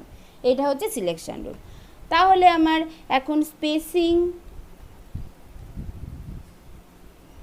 Between two successive energy level সেটা কি হবে ডেল্টা এপসাইলন জে থেকে j+1 সেটা কত হবে epsilon j+1 minus epsilon J, this is equals to B into B J into মানে এইটা হবে হচ্ছে প্রথমটা হবে bj+1 ইন্টু প্রথমটা হবে হচ্ছে bj+1 ইন্টু j+2 মানে j ইন্টু j+1 যেহেতু, তার মানে এইটার জন্য হবে j+1 into j+2 minus d into j+1 এর হোল স্কোয়ার ইন্টু j+2 এর হোল স্কোয়ার। এইটা মাইনাস এইটা হবে হচ্ছে B J into j+1 minus D J square into j+1 এর হোল স্কোয়ার এটা হবে। আচ্ছা এইটা মানে কি এই যে B j+1 into j+2 minus B J into j+1 এটা মানে কি, এইটা মানে জাস্ট রিজিডোটার অ্যাপ্রক্সিমেশনের জন্য ডেল্টা এপসাইলন জে সেইটা ছিল হচ্ছে গিয়ে 2b ইন্টু j+1 এইটা ছিল। তাহলে মাইনাস যে পার্টটা পড়ে থাকছে সেটা কত ডি j+1 এর হোল স্কোয়ার, সেটা কমন যাচ্ছে করে j+2 এর whole square minus J square, এই পার্টটা শুধু পড়ে থাকছে। তাহলে এইটা মানে কত, এইটা মানে হচ্ছে গিয়ে 2b j+1 minus D j+1 এর হোল স্কোয়ার ইন্টু এইটা মানে কি হবে, এইটা মানে জাস্ট হবে হচ্ছে আমার এইটা মানে আমার জাস্ট কি হবে যে এখান থেকে যদি কে করে ভেঙে লিখি তাহলে হচ্ছে এটা জে স্কোয়ার থাকবে। হ্যাঁ মানে এটা জাস্ট হয়ে যাবে J square plus 4j plus 4 minus J square এইটা, তাহলে জে স্কোয়ার কেটে যাবে 4j প্লাস 4 মানে 2 ইন্টু 2j প্লাস 2টাকে যদি বাইরে বের মানে বেসিক্যালি 4টাকে যদি বাইরে বের করে নিয়ে চলে আসি তাহলে 4d হয়ে যাবে, তাহলে আমার সেখান থেকে j+1 এর হোল কিউব হয়ে যাবে।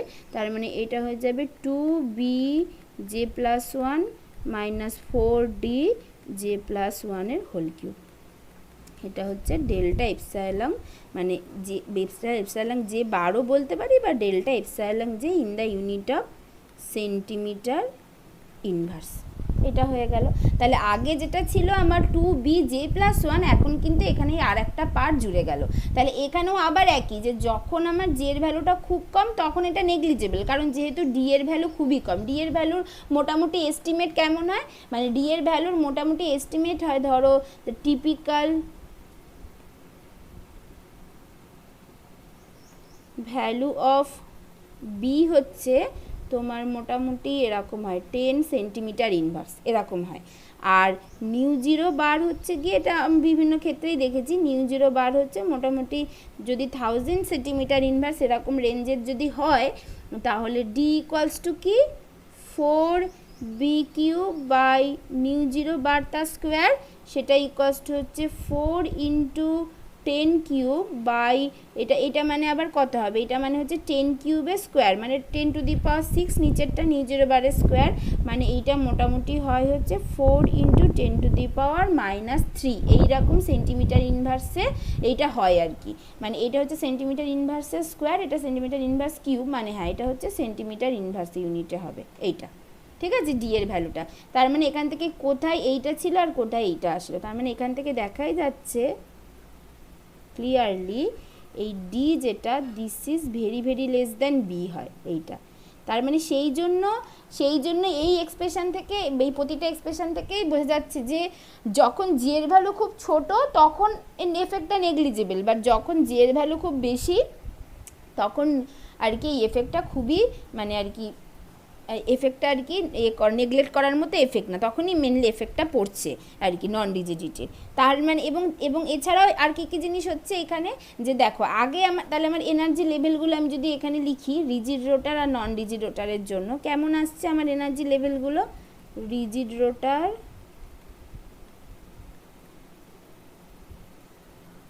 আর হচ্ছে নন রিজিড রোটার,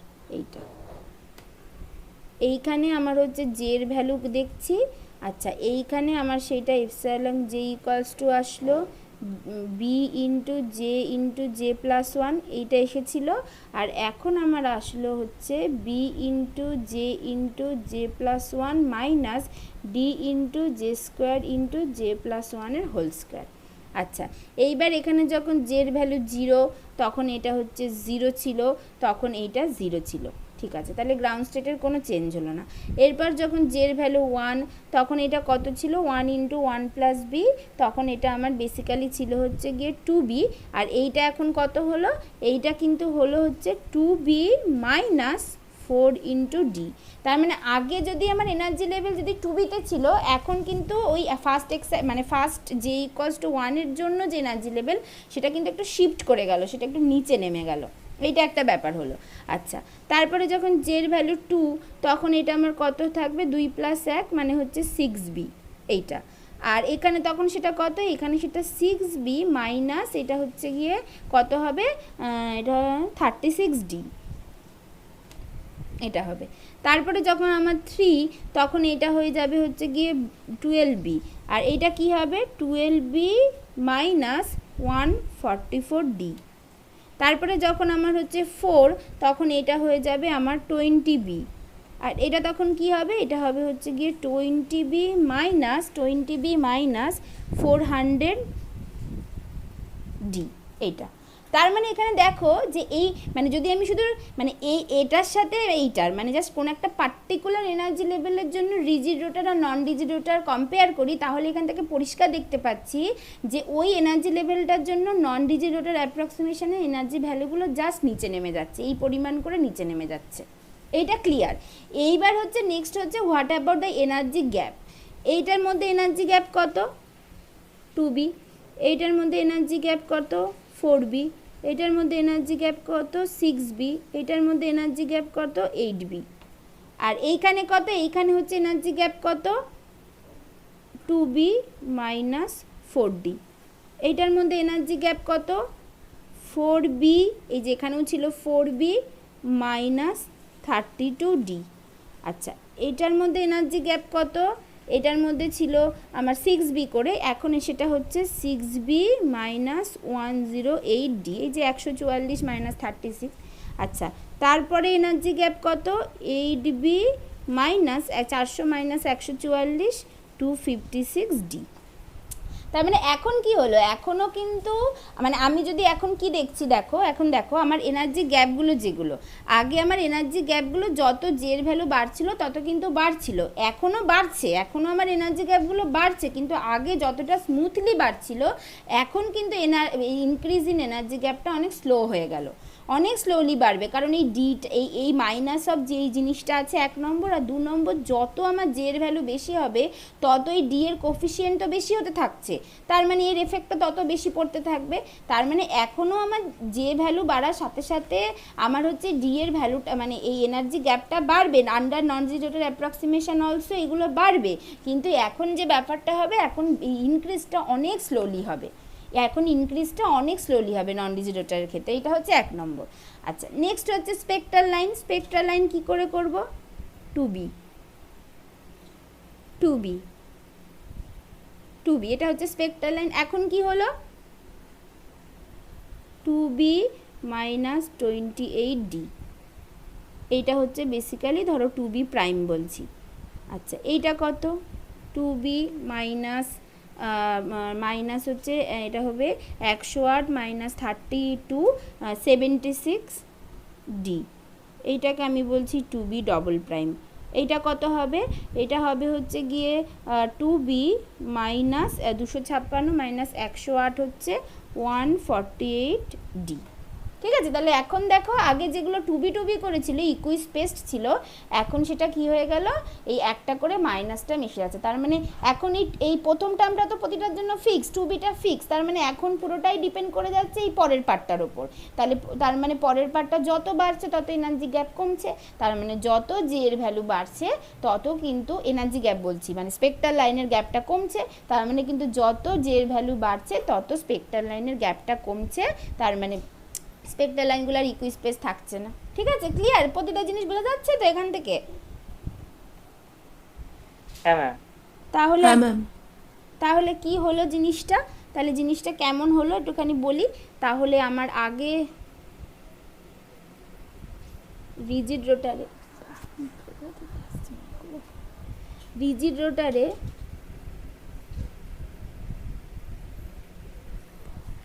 এরকম ছিল,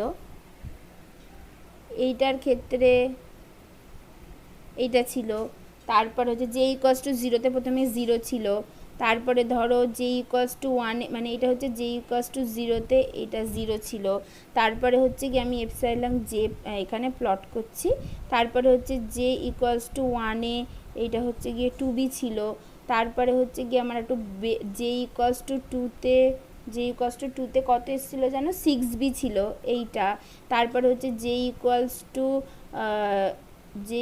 টু 3তে কত ছিল 12b অ্যান্ড সো অন, এইভাবে ছিল। আর এখন কি হলো নন রিজিডিটি ইন্ট্রোডিউস করলাম, এখন কি হলো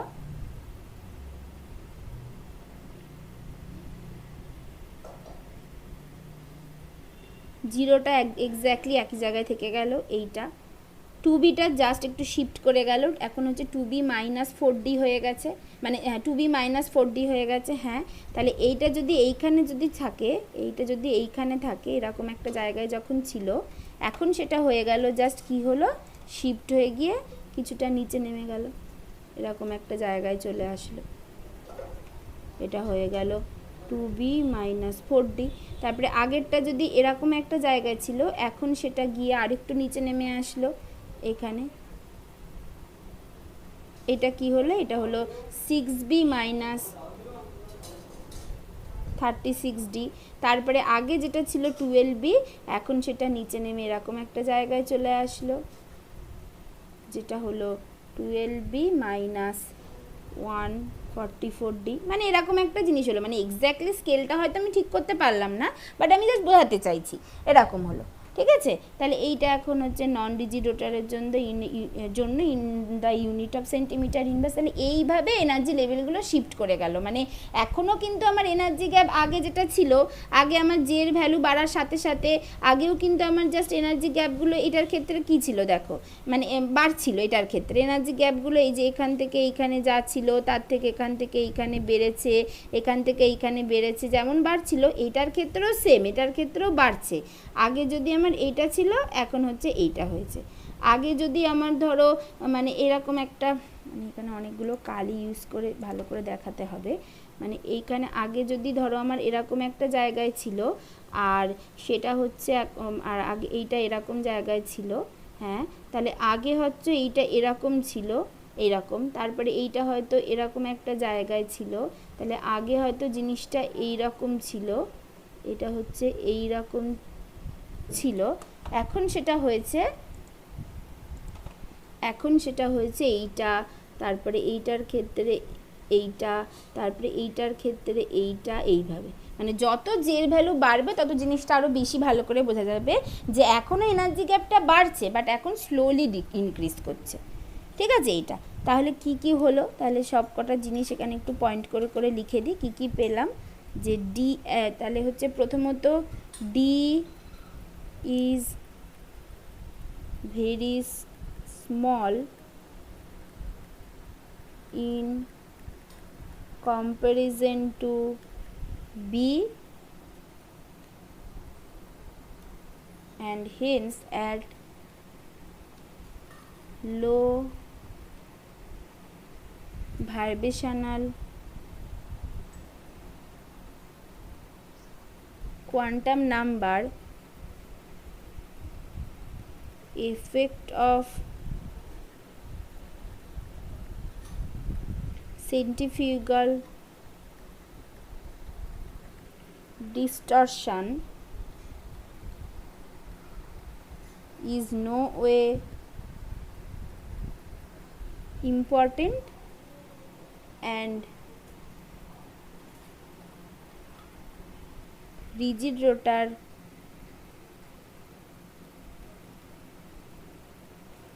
approximation is more or less valid, but as J is increased, effect of centrifugal distortion constant becomes important, and rigid rotor approximation is no longer valid। এইটা তারপরে তাহলে কি হচ্ছে, দাঁড়া একটু সেভ করে নিই, এত কিছু লিখলাম হট করে হয়তো হ্যাং করে যাবে। তারপরে কি হলো, তাহলে এটা হচ্ছে, তাহলে সেখান থেকে এনার্জির ভ্যালুর কি চেঞ্জ হচ্ছে,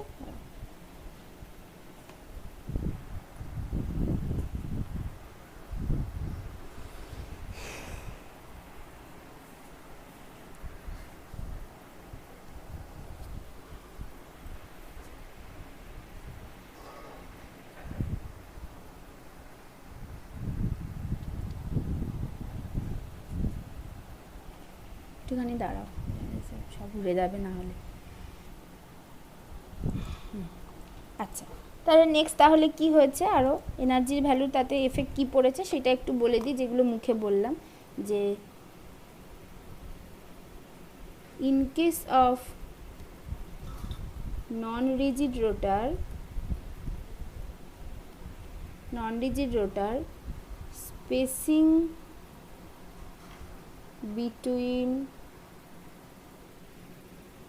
spacing between two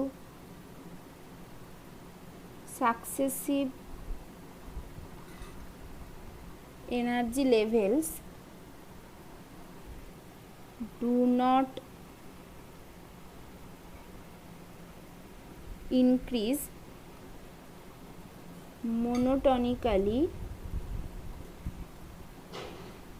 as in case of rigid rotor, but due to this centrifugal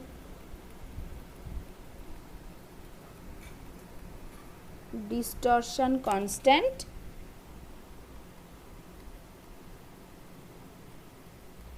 increase in spacing becomes slower as a result of that spacing between two successive spectral lines is no longer constant, that is 2b, but decreases gradually as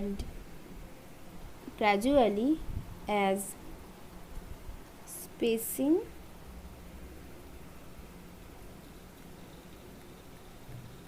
decreases। Be effective যেটা মানে be effective মানে B আর কি, মানে be effective বললাম তার কারণ হচ্ছে non rigid রোটারটা আর কি, নন রিজিডিটিটা মানে এ করার পর যে আলটিমেটলি যে বিটা দাঁড়ালো সেই জন্য বি এফেক্টিভ বলছি, আর কিছুই না।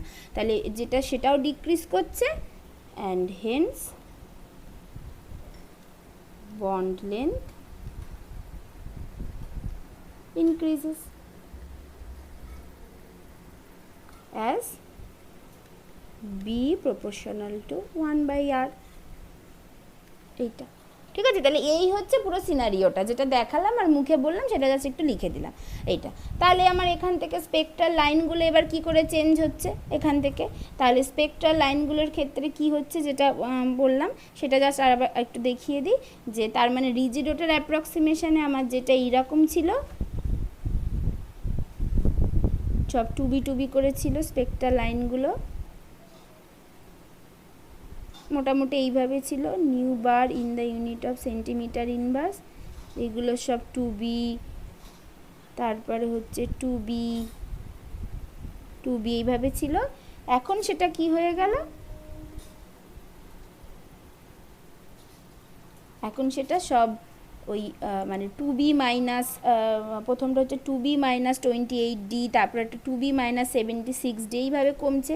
তাহলে প্রথমটা যদি এটা এই একই জায়গা থেকে যদি শুরু করি, এইটা এখানে ছিল, তারপরেরটাই হলো, তারপরেরটা হচ্ছে মানে তারপরে হচ্ছে এরকম একটা হলো 2b মাইনাস, ওই প্রথমে এরকম একই রকম হলো 2b মাইনাস 28d, তারপরেরটা আরও কমবে, কিছুটা কমবে 2b মাইনাস 76d, তারপরে এটা আরও কিছুটা কমবে, তারপরে এটা আরও কিছুটা কমবে, তারপরে এটা আরও কিছুটা কমবে করে এরকমভাবে ফাইনালি এটা একদম কাছাকাছি চলে আসবে এইভাবে। তাহলে এখানে এরকমভাবে গিয়ে এটা হচ্ছে nu bar in the unit of centimetre inverse, এটা হচ্ছে নন রিজিড রোটার, আর এটা হচ্ছে রিজিড রোটার। ঠিক আছে, তাহলে এইভাবে নন রিজিডিটিটা কিন্তু আসলো এইটা। এইবার এইখান থেকে তাহলে আরও কি আর কতগুলো জিনিস, একটা ওই মানে বেসিক্যালি আগের দিনই বললে ভালো হতো, তো সেখান থেকে আরও কতগুলো জিনিস, যেটা ওই যে পিজে ভার্সেস যে প্লটটা যেটা করেছিলাম ওই প্লটের কিছু কোশ্চেন আসে, হ্যাঁ ওই প্লট থেকে কিছু এমসিকিউ বলো বা এমনি কিছু কোশ্চেন আসতে পারে। যেমন হচ্ছে যে ধরো মানে ওটা এরকমভাবে প্লটটা আসছে যে মানে বেসিক্যালি জে ম্যাক্সের সাথে বি এর ভ্যারিয়েশান, বা জে ম্যাক্সের সাথে তোমার হচ্ছে ওই মানে তোমার রিডিউসড মাসের ভ্যারিয়েশান, ওখান থেকে কিছু কোশ্চেন আছে, সেইটা একটুখানি চট করে বলে দিই। হ্যাঁ, তাহলে সেইটা হচ্ছে সেইটা হচ্ছে যে আমরা আগের দিন কি দেখেছিলাম, যে বেসিক্যালি এরকম ছিল যে পিজেটা যেটা সেটা equals to 2j plus 1 into E to the power minus BHC J into J plus 1 by KBT, এরকম এটা পেয়েছিলাম। এবং এখান থেকে যেটা করেছিলাম যে ওই মানে এখান থেকে যেটা করেছিলাম সেটাকে ওই যদি মানে ইন দ্য ইউনিট অফ জুলে যদি করে নিই তাহলে হ্যাঁ জুলেই করেছি, এটা ইসি দিয়ে গুণ করেছি, ঠিক আছে। এখান থেকে যেটা করেছিলাম যে ওই পপুলেশন ওই পিজে ভার্সেস জে বা আইজে ভার্সেস জে যেটা সেইটা প্লট করেছিলাম। এবং এখান থেকে এটা দেখতে পেয়েছিলাম যে প্রথমে আর কি পলিনোমিয়াল পার্টটা ডমিনেট করছে পিজে আর আইজে, প্রবাবিলিটি অথবা ইন্টেন্সিটি, এটা প্লট করেছিলাম। যেখানে দেখেছিলাম প্রথমে জে ইকুয়ালস টু 0-তে এর মানে ভ্যালুটা 1 হয়, তারপরে সেটা হচ্ছে বাড়তে থাকে লিনিয়ারলি বাড়ে একটা ম্যাক্সিমাম ভ্যালুতে পৌঁছায়, তারপরে এরকম এক্সপোনেনশিয়ালি ডিক্রিজ করে, এরকম একটা দেখেছিলাম।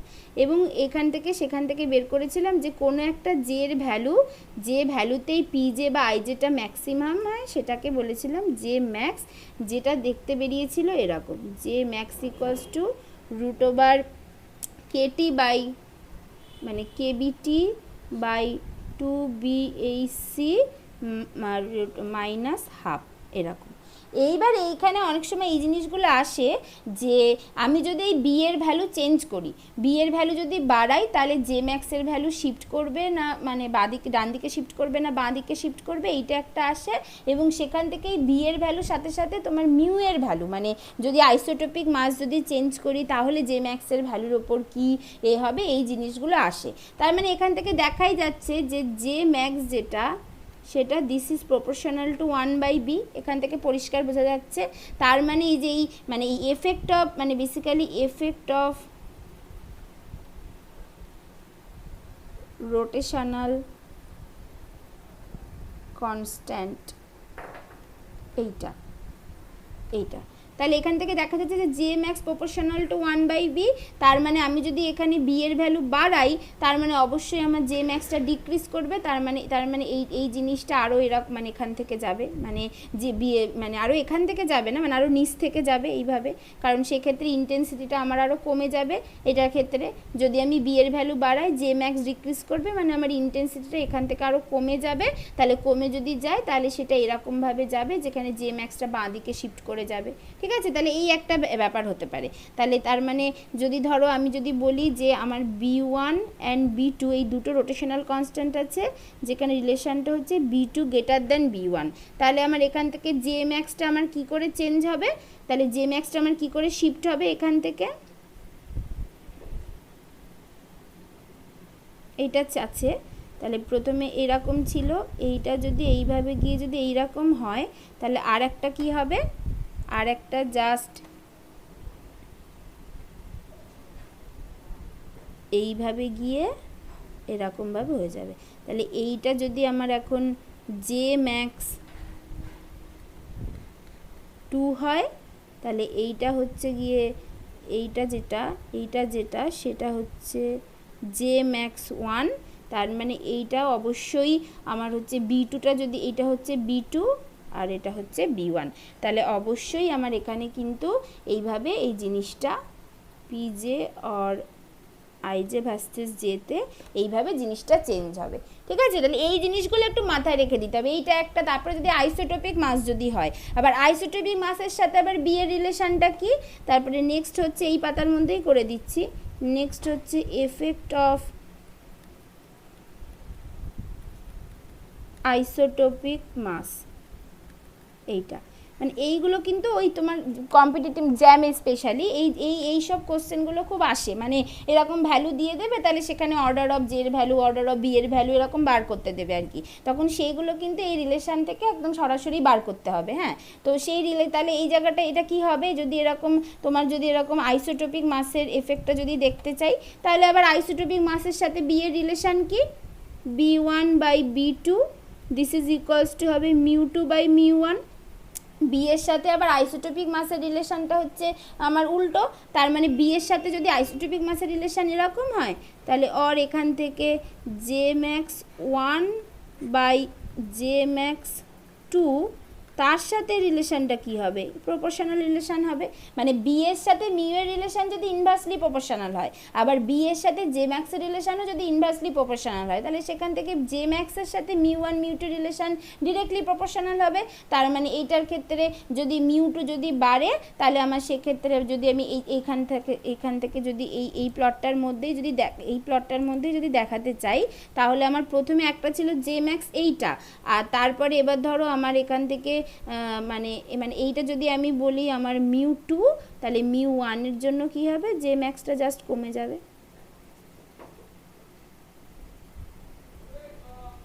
এইভাবে হবে।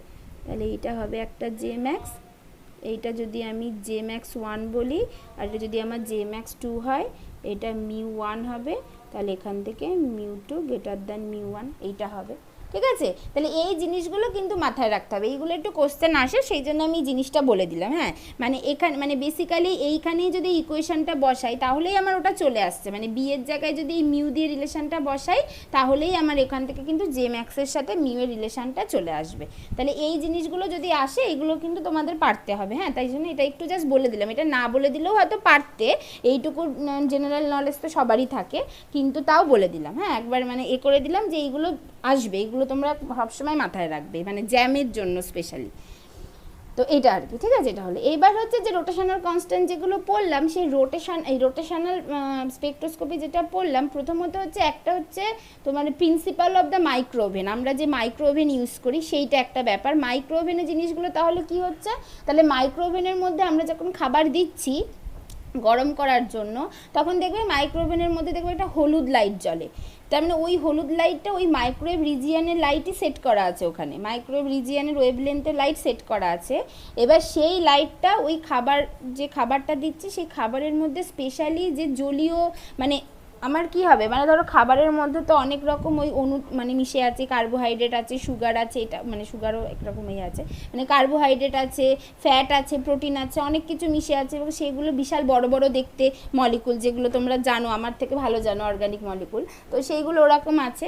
এবার আমরা কিন্তু তাহলে এবার যখন খাবার দিচ্ছি, সেই খাবারের মধ্যে যত বড় মলিকুল থাকবে সেইগুলোকে রোটেট করা বা রোটেট করিয়ে এক্সাইটেড করা অনেক বেশি কঠিন।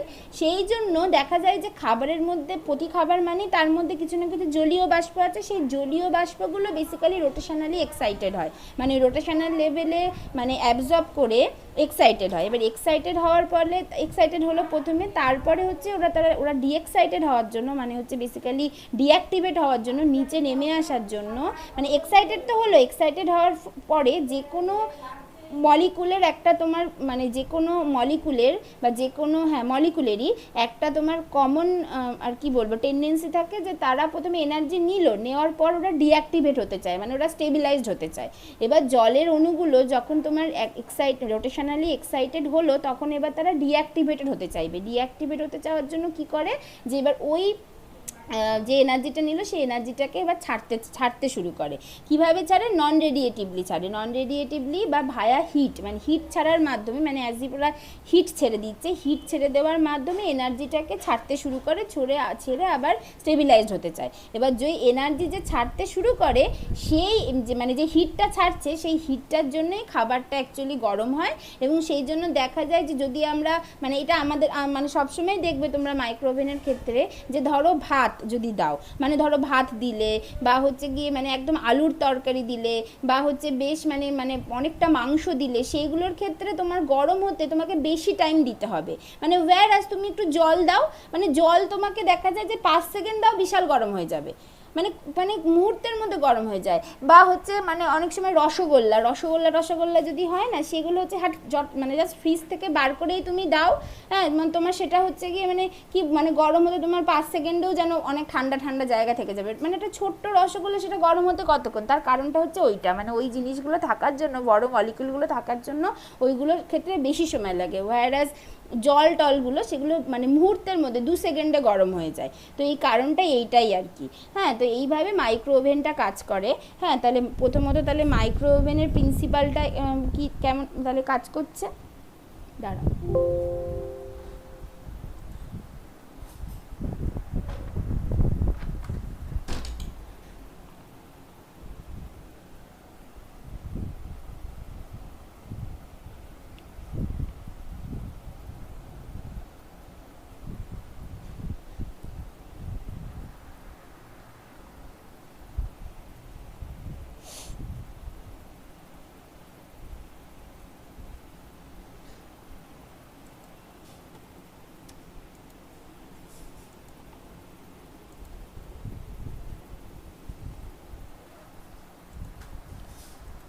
তাহলে কি বললাম, তাহলে মাইক্রো ওভেনটা কীভাবে কাজ করছে, যে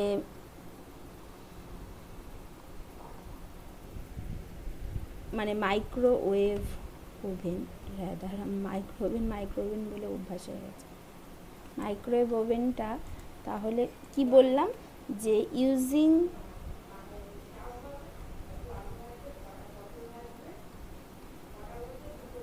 microwave oven cooking time can be reduced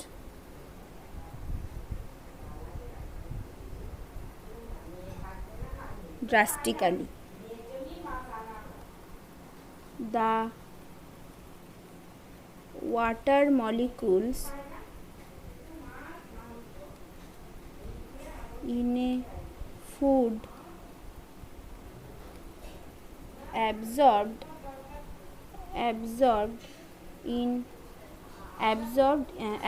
microwave radiation, basically absorbed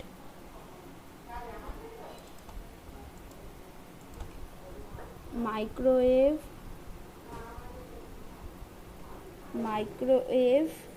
radiation and it is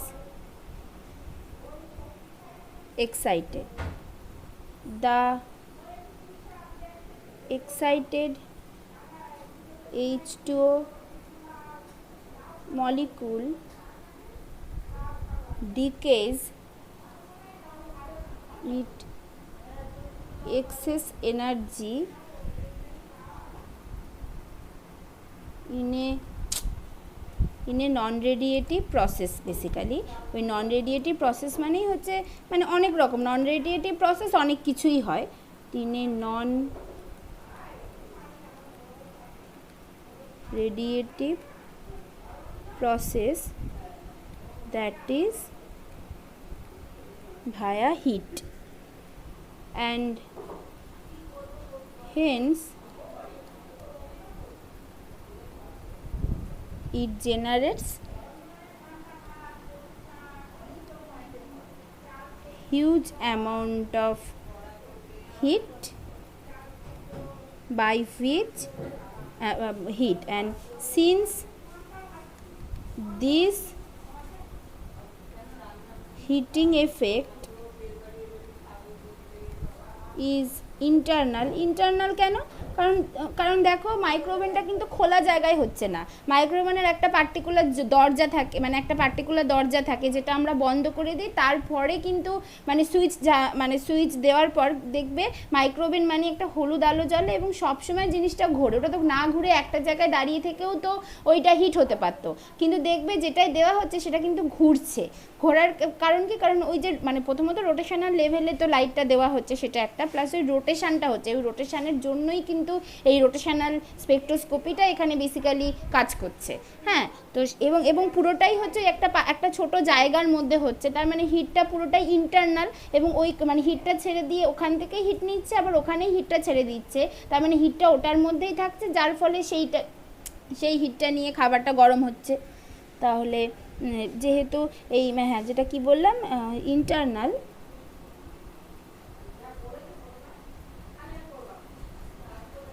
cooking time is reduced enormously, but the carbohydrates, তারপরে প্রোটিন, তারপরে সেলুলোজ, এইগুলো আর কি, মানে etcetera being large molecules, it is difficult to rotate and hence are not heated. Hence only the wet part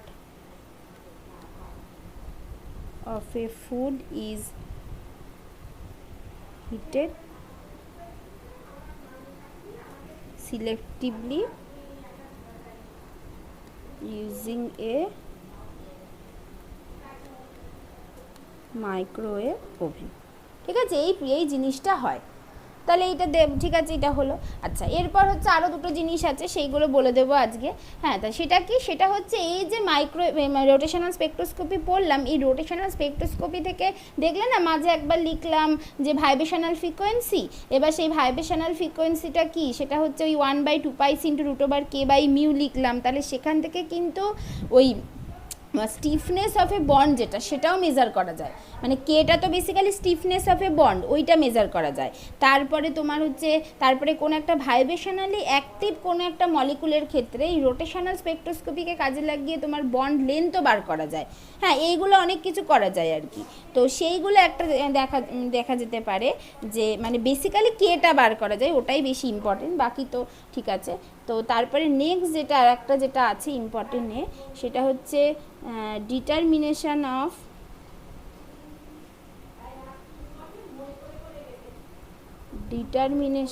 of vibrational frequency or vibrational frequency মানে or force constant, মানে stiffness of bond যেটা বলছিলাম, তাই তো force constant, ওইটা বের করা যায় এই রোটেশনাল স্পেকট্রোস্কোপি থেকে। সেটা কি হয়, তাহলে সেটা অলরেডি ইকুয়েশনগুলো লিখে রেখেছিলাম না, যে D = 4b³ μ0 তার স্কোয়ার, যেখানে μ0 বারটা কি, μ0 হচ্ছে 1/2πc × √k/μ। তাহলে সেখান থেকেই তো কে পেয়ে যাচ্ছি, μ0 হচ্ছে 1/2π × c × √k/μ, এটা লিখে রেখেছিলাম। এইবার আমরা কি করব, আমরা এখান থেকে মানে এক্সপেরিমেন্টাল স্পেকট্রা থেকে আমরা ওয়েভ নাম্বার মানে μ0 পেয়ে যাব। এবার μ0 যদি পেয়ে যাই, তাহলে সেখান থেকে মানে নিউ পেয়ে যাব, μ0 না, নিউ পেয়ে যাব। এবার হচ্ছে from the experimental spectra we will get nu bar পেয়ে যাব। এবার আমরা জানি আবার = আমরা তখন ইকুয়েশন মানে in the unit of centimetre inverse, তো সেইটা কত, সেটাই হচ্ছে ওই এপসাইলন যে in the unit of centimetre inverse, যেটা তোমার বেসিক্যালি হবে হচ্ছে মানে ডেল্টা এপসাইলন যে in the unit of centimetre inverse, যেটা হয় হচ্ছে 2bj × j+1 - 4d × d × j² × j+1 এর হোল স্কোয়ার, এইটা।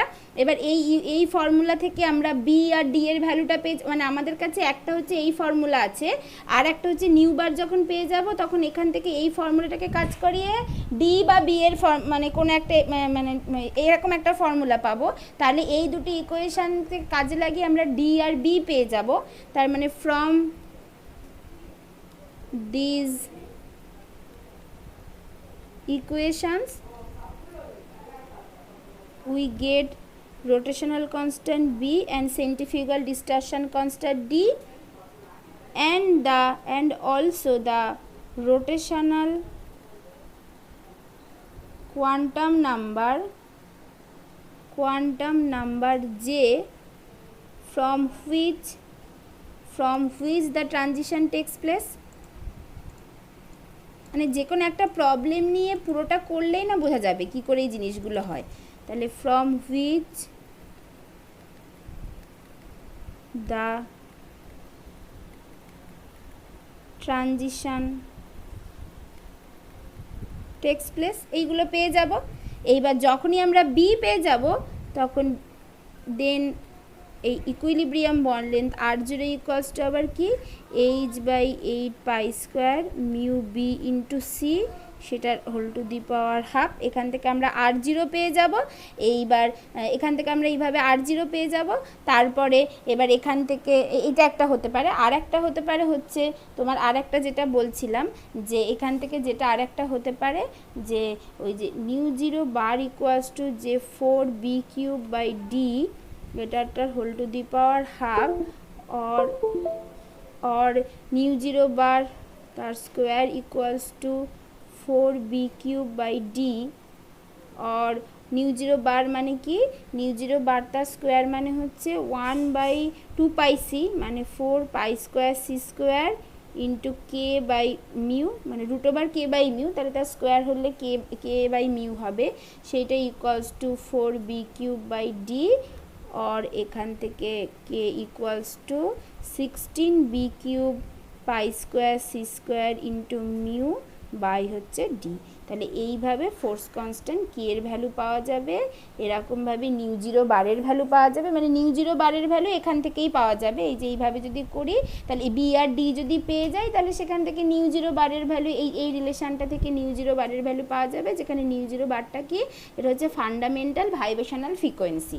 এবার এর ভ্যালু যদি পেয়ে যাই তাহলে সেখান থেকে কে এর ভ্যালুটা পেয়ে যাবো, কারণ এটা আবার এইভাবে রিলেটেড এরকম।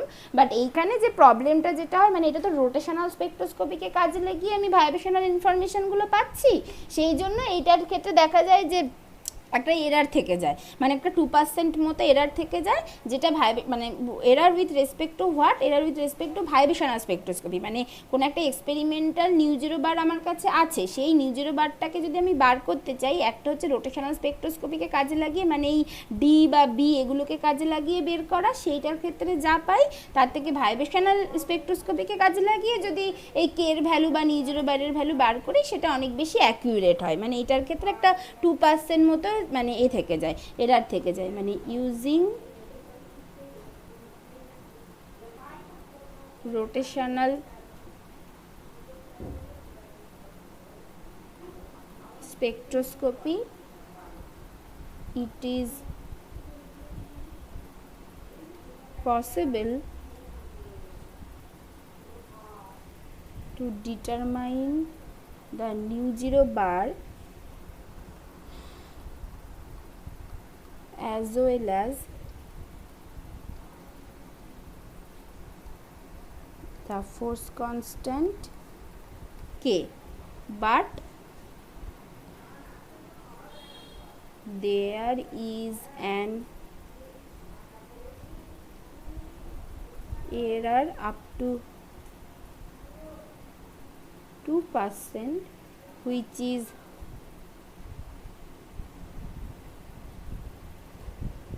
sufficiently high in comparison to the values obtained using IR spectroscopy। এইটা ঠিক আছে, এটা দেখা যায়। আর এটা কিন্তু বারবার মনে রাখতে হবে, একটা হচ্ছে নিউ বার, একটা nu zero bar. Nu zero বারটা হচ্ছে যে কোনো ট্রানজিশনের জন্য ফ্রিকোয়েন্সি বা wave number in the unit of centimetre inverse, আর নিউ জিরো বারটা হচ্ছে ভাইব্রেশনাল ফান্ডামেন্টাল ফ্রিকোয়েন্সি, যেটা কোনো একটা পার্টিকুলার মলিকুলের ক্ষেত্রে ফিক্সড হয়। এটা হচ্ছে ভাইব্রেশনাল ফান্ডামেন্টাল ফ্রিকোয়েন্সি। কেন ফান্ডামেন্টাল বলছে সেটা আমরা পরদিন যখন ভাইব্রেশনাল স্পেকট্রোস্কোপি পড়বো তখন বুঝতে পারবো, ঠিক আছে? এই দুটো মনে রাখতে হবে। তাহলে এই হচ্ছে মোটামুটি রোটেশনাল স্পেকট্রোস্কোপি। এরপর পরদিন আমরা ভাইব্রেশনাল স্পেকট্রোস্কোপি পড়বো। ভাইব্রেশনাল স্পেকট্রোস্কোপি একদিনেই হয়ে যাবে, ভালো করে 2 ঘন্টা 2.5 ঘন্টার ক্লাসেই হয়ে যাবে। তারপর দিন রোটেটিং ভাইব্রেটার বা ভাইব্রেটিং রোটার যেটাকে বলে, ওইটা আর একদিন পুরো 2 ঘন্টা 2.5 ঘন্টা নিলে শেষ হয়ে যাবে, মানে আমার পার শেষ হয়ে যাবে। স্যার তো পড়াচ্ছে স্যারের মতো, ঠিক আছে? তাহলে এবার বলো আজকে কোনো অসুবিধা আছে কিনা?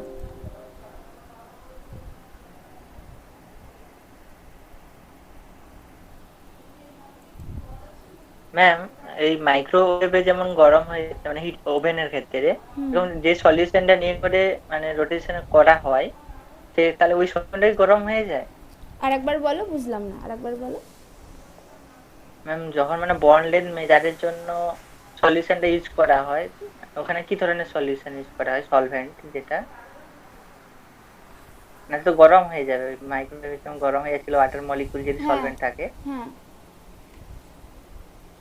আচ্ছা, ওখানে কি ধরনের সলিউশন ইউজ করা হয়? হ্যাঁ, ওখানে ওই মানে অ্যাকোয়া সলিউশন ইউজ করা হয়, বা অ্যাকোয়া সলিউশনই, বা ধরো এমন কোনো সলিউশন ইউজ করতে হবে যেটা হচ্ছে আর কি, মানে যেটা হচ্ছে নন পোলার হবে। মানে নন পোলার কেন কি, কারণ ধরো আমি কোনো একটা পার্টিকুলার মলিকুলের বন্ড লেন্থ বার করতে চাইছি, তাই তো? তার মানে সেইটাকে আমার মানে তোমার মাইক্রোওয়েভ অ্যাক্টিভ হতে হবে। তার মানে তার মধ্যে সেইটা যে সলিউশনের মধ্যে থাকবো, সেই সলিউশনটা যাতে কোনো রকমভাবে মাইক্রোওয়েভ অ্যাক্টিভ না হয়, সেরকম একটা সলিউশন ইউজ করতে হবে। তার মানে কোনো নন পোলার সলিউশন ইউজ করতে হবে, বা অ্যাকোয়া সলিউশন ইউজ করলেও হবে। কিন্তু অ্যাকোয়া সলিউশন পোলার, বাট সেক্ষেত্রে অ্যাকোয়া সলিউশন এই জন্য ইউজ করলে হবে, মানে অ্যাকোয়া সলিউশন নর্মালি ইউজ করা হয় না যে কোনো এক্সপেরিমেন্টে, আমি যতদূর জানি। এইটার ক্ষেত্রে সবসময় পোলার মলিকুল যদি হয়, তাহলে সেক্ষেত্রে নন পোলার মলিকুল ইউজ করা হয়, যাতে করে ওদের মধ্যে কোনো মানে আর কি তোমার মানে কোনো রিয়াকশান না ঘটে, মানে যে কারণে যাতে আমি যেইটার ওপর কনসেন্ট্রেট করছি শুধু সেইটারই এই স্পেকট্রাটা আমি পেতে পারি। বুঝেছো? যেমন আমরা ওই মানে অনেক কাজ হয়, যেমন ধরো ইন্ডোল বা বিভিন্ন আরও মলিকুলের ক্ষেত্রে ইন্ডোল ইউনিট হয় না, সেইগুলোর ক্ষেত্রে সবসময় স্পেকট্রা নেওয়া হয়, ভাইব্রেশনাল স্পেকট্রা বা রোটেশনাল স্পেকট্রা সবসময় নেওয়া হয় তোমার অ্যাসিটোনাইট্রাইলে। হ্যাঁ, মানে এইরকম, বা হচ্ছে মানে নন পোলার মলিকুলে, বা তোমার হচ্ছে হেক্সেনে নেওয়া হয়, N hexane type of solvent use করা হয়, যেখানে ওই মলিকুলের সাথে ওই সলভেন্টের কোনো মানে রিয়াকশান হয় না। সেই জন্য এটার ক্ষেত্রে ওই টাইপ অফ সলভেন্টই নেওয়া হয়, মানে এন হেক্সেন, অ্যাসিটোনাইট্রাইল, এই টাইপ অফ সলভেন্ট। বুঝেছো? মানে সব বেনজিন, মানে সব নন পোলার সলভেন্ট নেওয়া হয়। হ্যাঁ ম্যাম, বুঝি। খুব স্পেকট্রোস্কোপি ভীষণই ইন্টারেস্টিং, খুবই আর কি এবং যারা আর কি থিওরিটিক্যাল স্পেকট্রোস্কোপির সাথে সাথে এক্সপেরিমেন্টালটাও যারা আর কি খুব ভালো করে বুঝতে পারে, আমি কখনো এক্সপেরিমেন্ট করতে দেখিনি, কিন্তু যারা আর কি করে, মানে বিদেশে যারা রিসার্চ করে না, তাদের হচ্ছে থিওরির সাথে সাথে এক্সপেরিমেন্ট তারা করে না, কিন্তু তাদের দেখানো হয় আর কি। হ্যাঁ, ওই যে কালকে স্যার বলছিল না তোমাদেরকে যে যারা এক্সপেরিমেন্টে কাজ করছে, তাদের আজকাল ওই বিভিন্ন প্যাকেজ চালিয়ে একটু ছোটোখাটো থিওরি করে দিতে হয়, তাহলে পেপার খুব ভালো জায়গায় হয়। এবার আমরা ওই থিওরিতেই নর্মালি কাজ করি। এবার যারা হচ্ছে থিওরির সাথে সাথে এক্সপেরিমেন্টাল স্পেকট্রোস্কোপিটাকেও একটু বুঝে নিতে পারে না, তাদের কাছে একদম পুরো ক্লিয়ার হয়ে যায়, আর ভীষণ ইম্পর্টেন্ট, ভীষণ ইন্টারেস্টিং। আমি মানে এক্সপেরিমেন্টালি দেখিনি কিছু, আমি ওই থিওরিতে কাজ করি, এবার এক্সপেরিমেন্টালিস্টরা হয়তো আমাদেরকে এটা ওটা দিল, সেই রেসপেক্টে আমার যতটুকু আইডিয়া আছে তাতে আমি এক্সপেরিমেন্টের কথা বললাম। কিন্তু যারা দুটোই দেখতে পারে তাদের জন্য আর কি খুব ভালো আর খুব ইন্টারেস্টিং আর কি।